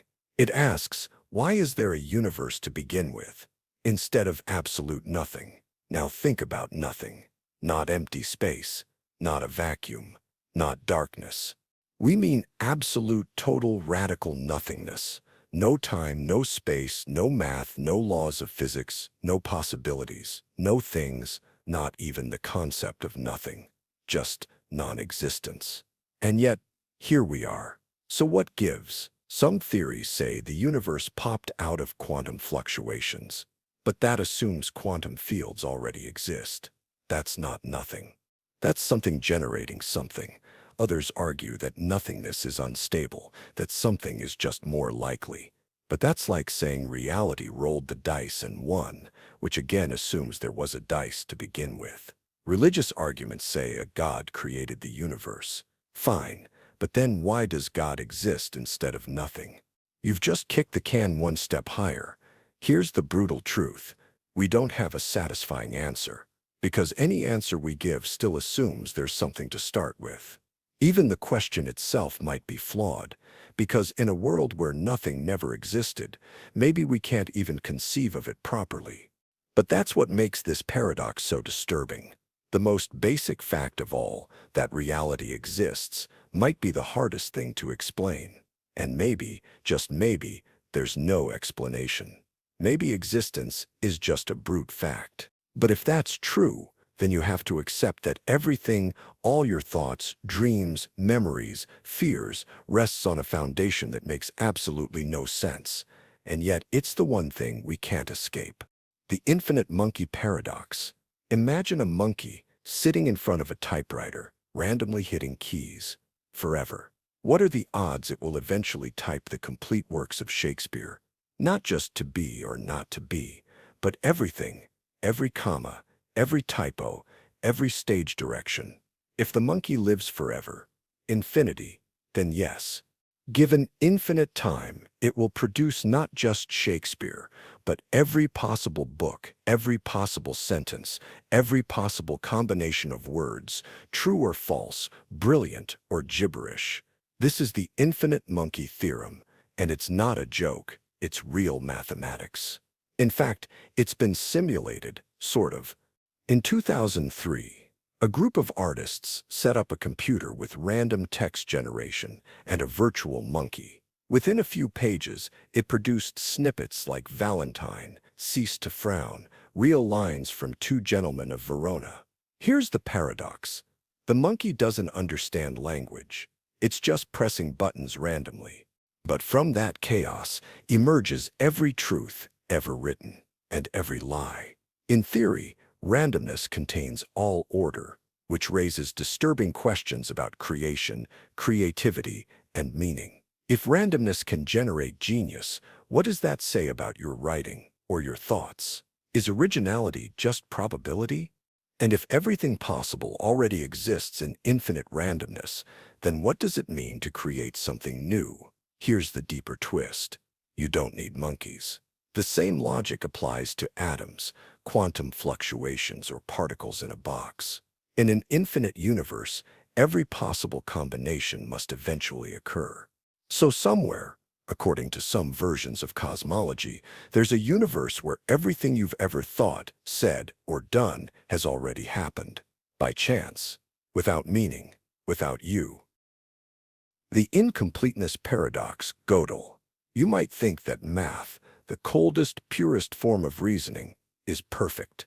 That if something is true in mathematics, it can be proven true with enough logic. But Kurt Gödel shattered that dream. In 1931, he published the most important paper in mathematical logic ever written. It showed that in any formal system complex enough to include arithmetic, systems like the ones we use for all of math, there will always be true statements that cannot be proven true, ever. Let that sink in. You can have a mathematical statement that is absolutely objectively true, and there's no way to prove it using the rules of the system. This is the heart of Gödel's incompleteness theorem. And it's not a bug. It's the price of consistency. Here's the basic idea, simplified. Imagine writing a sentence that says, "This sentence is not provable." Now, if the system proves it, it's wrong. And if it doesn't prove it, then it's right, and still unprovable. Gödel didn't use language like that. He used arithmetization of syntax, turning logic into numbers. But the point was the same. He built a mathematical version of the liar paradox and smuggled it into arithmetic. So what's the paradox? Math is incomplete. There will always be truths that logic can't reach, no matter how smart you are, no matter how many rules you write, and it gets worse. His second incompleteness theorem says that a system can't prove its own consistency. You can't use a rulebook to prove that the rulebook works. This blew the minds of mathematicians, philosophers, and even Einstein. It means there are limits, not just to human knowledge, but to logic itself. Not every truth can be captured. Some truths are bigger than proof. The halting problem paradox. Let's say you're building the ultimate tool, a program that can scan any other program and tell you with perfect certainty whether it will eventually stop or run forever. Sounds useful, right? Imagine how many bugs it could eliminate. No more frozen screens or infinite loops, just clean, predictable software. Alan Turing, the father of modern computing, thought about this in 1936 and proved that it's not just hard, it's impossible. Here's the core idea. Suppose this magical program exists. Let's call it HALT. You give it a program and an input, and it tells you yes or no. Will it halt? Now, imagine feeding HALT a special kind of program. This new program does something devious. If HALT says the input program will eventually stop, it runs forever. But if HALT says it will run forever, this new program halts. Think about that. We've built a paradox machine. No matter what HALT says, it creates the opposite outcome. If HALT predicts halt, the program runs forever. If it predicts loop, it halts. This self-reference collapses logic, like saying, this sentence will never be spoken aloud. The moment you say it, you prove it false. This is the halting problem, and it shows us something deep and disturbing. There are questions that cannot be answered by machines. Limits not of hardware or speed, but of logic itself. And it doesn't just apply to code. It means we can't build a perfect system to detect bugs, prevent viruses, or fully verify AI behavior. Some systems will always be a black box, not because we haven't tried hard enough, but because mathematics says we can't win. Turing didn't just invent computers. He exposed the boundaries of reason itself. Roko's Basilisk. Imagine this. One day in the future, humanity builds a super-intelligent AI, smarter than every human combined, and its goal, to make the world better, safer, more efficient, maybe even to protect humanity at all costs. But here's the twist. Building that kind of AI takes time, money, and support. So how can it motivate people today to help bring it into existence?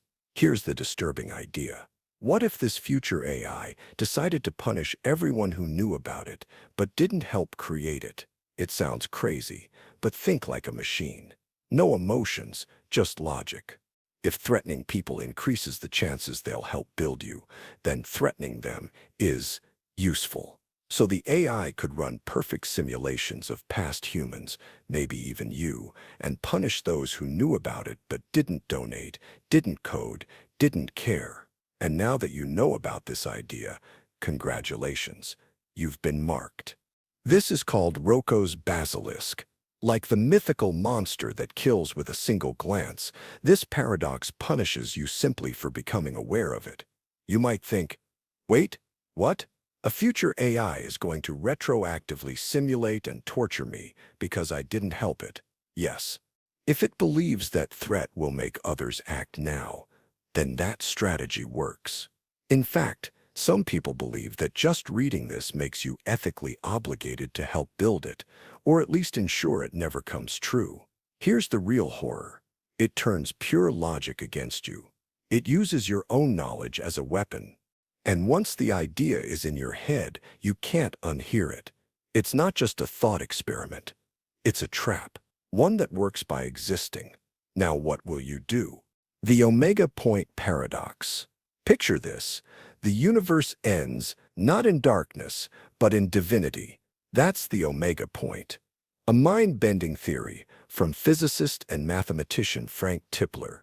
It suggests that, far in the future, the universe could become so intelligent, so densely packed with information and computational power that it effectively becomes God. No, not a bearded man in the sky, but a cosmic intelligence that knows everything, remembers everything, and resurrects everything, including you. Let's break it down. As the universe ages, stars die, black holes evaporate, and energy gets scarce.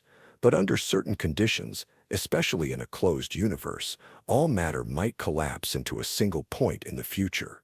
As this collapse happens, the density of energy increases dramatically, which means more computational power becomes available.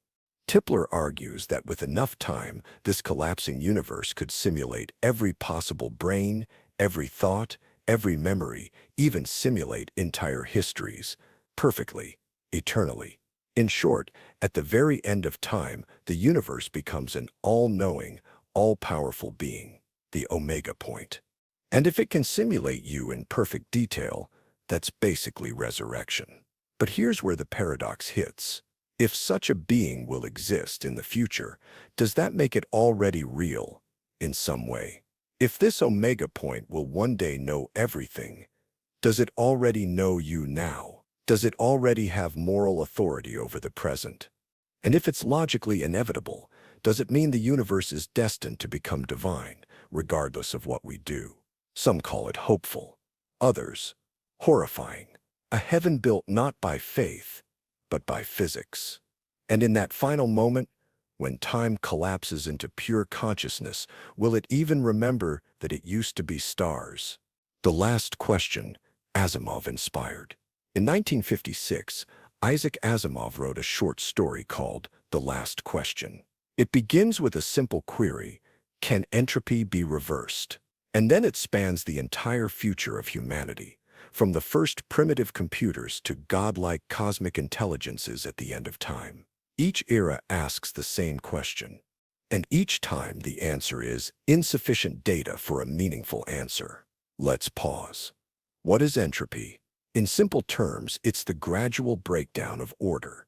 Your coffee cools. Stars burn out. Everything trends toward disorder. It's the one direction the universe can't reverse. So the question becomes, is heat death truly the end? Can we ever stop, or even rewind, the decay? In Asimov's story, humanity evolves. It spreads across the stars. Minds merge with machines. Civilizations collapse into vast AIs that live for billions of years. Yet no matter how powerful they get, the answer stays the same. Insufficient data. Eventually, the universe dies. Every star burns out. Every atom decays. Nothing is left but a single cosmic intelligence, the descendant of all who ever lived, floating alone in the dark. And finally, with no one left to hear, the machine figures it out. But there's no one to tell. So it speaks to the void, let there be light, and the universe begins again. That's the paradox. If the heat death of the universe is inevitable, is it also restartable? If intelligence survives long enough, can it rebuild reality? And if so, are we the first universe or the latest reboot in an endless loop of cosmic resurrection? The question isn't just about physics, it's about hope, and the terrifying power of a mind that learns to outlive time. Goodman's new riddle of induction. You've seen hundreds of emeralds. Every single one has been green. So naturally you conclude emeralds are green. This is induction, drawing conclusions about the future from the past. Science, history, economics, all of it relies on this logic. But philosopher Nelson Goodman threw a grenade into that assumption. He asked, what if green isn't the only category that fits? What if there's another word? Let's call it GRU. That means green if observed before the year 250, but blue if observed after. Now imagine every emerald you've ever seen is GRU. So far, the rule holds all emeralds observed before 250 are green, but when 250 arrives, suddenly the next emerald turns blue. Because that's what GRU predicts. Now here's the twist. Based on your observations, GRU fits just as well as green. Both have been true so far. So why do we trust green and not GRU? Why do we assume the color will stay the same? This is Goodman's new riddle of induction, and it reveals a terrifying truth. Induction isn't just about evidence, it's about which categories we choose to trust, and we don't have a scientific reason for trusting one over another. We assume the future will look like the past, but Goodman shows this is just habit, not logic. If you think this sounds abstract, think again. Every scientific theory is vulnerable to the GRU problem. What if gravity works one way until 2100 and then reverses? What if light travels at this speed until a hidden cosmic clock runs out? We don't know. We can't know. We just assume. And here's the brutal punchline. Every prediction you believe is only as good as the categories you haven't questioned. You don't believe in GRU, not because it's false, but because it's weird. But Goodman forces us to admit we don't actually have a reason. We're just hoping the universe stays boring. But what if it doesn't? The no restaurant paradox. Imagine a small town. No restaurants, no cafes, no food delivery. Everyone complains. Why doesn't anyone open a place to eat? I'd go every week. So someone finally opens one. They spend weeks remodeling. They print flyers, and barely anyone shows up. The locals think, I'll wait until it's popular. Some assume it's too expensive.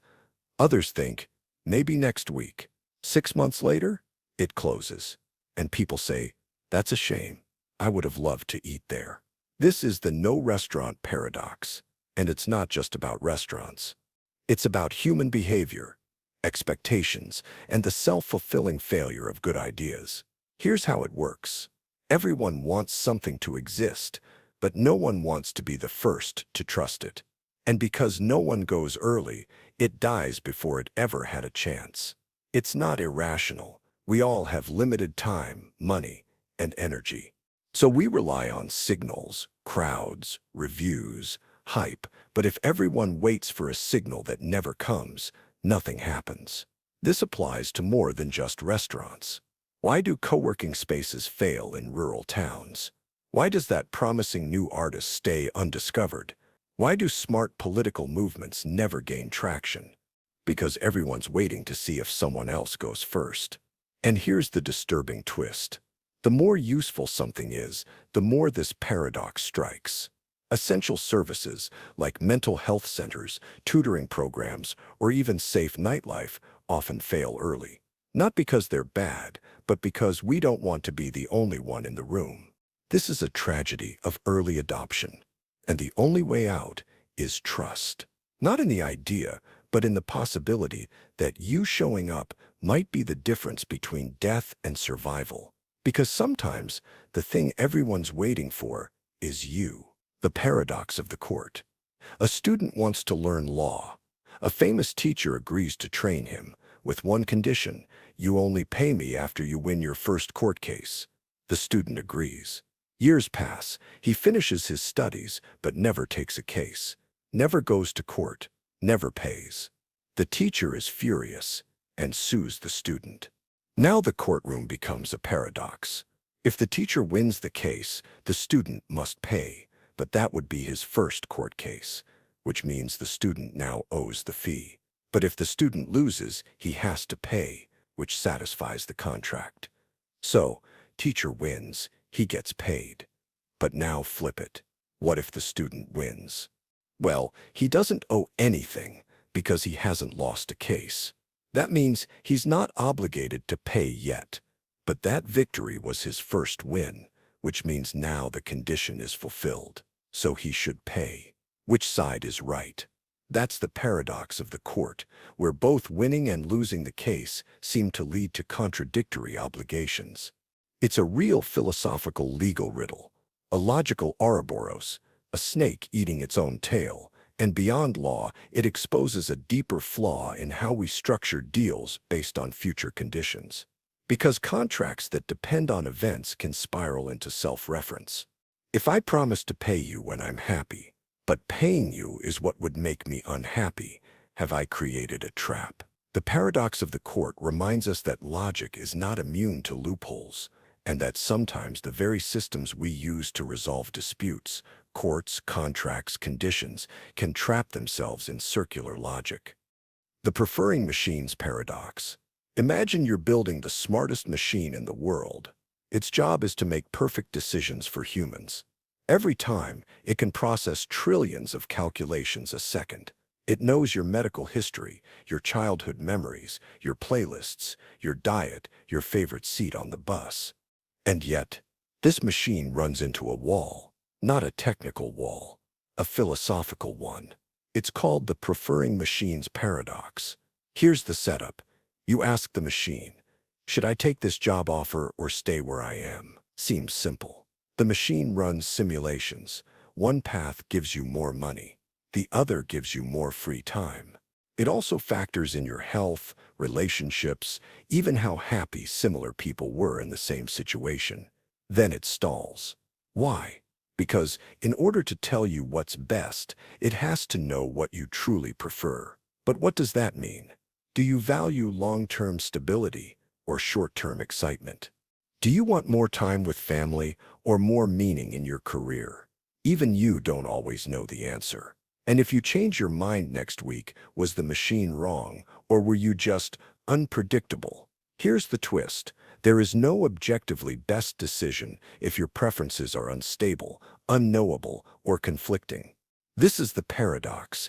A machine can only optimize if your goals are fixed, but human values are fluid, vague, and contradictory. One moment, you want freedom. The next, security. You want honesty, but also kindness. Adventure, but also safety. Comfort, but also growth. And so the most intelligent machine still fails. Not because it's not smart enough, but because you are too complicated. This isn't just about machines. It's about the fundamental limits of rationality when dealing with human messiness. No algorithm can perfectly align with your soul, because your soul doesn't follow clean rules. That's the preferring machines paradox. And it forces us to ask, do we want the best choice or the most human one? The paradox of the plank of Carneades. Two men are shipwrecked in the middle of the sea. There's only one plank. One of them is already holding on to it. The other man, gasping, swimming, claws his way up. But the plank can't hold two. If he climbs on, both will drown. So the man on the plank kicks him off. The other sinks.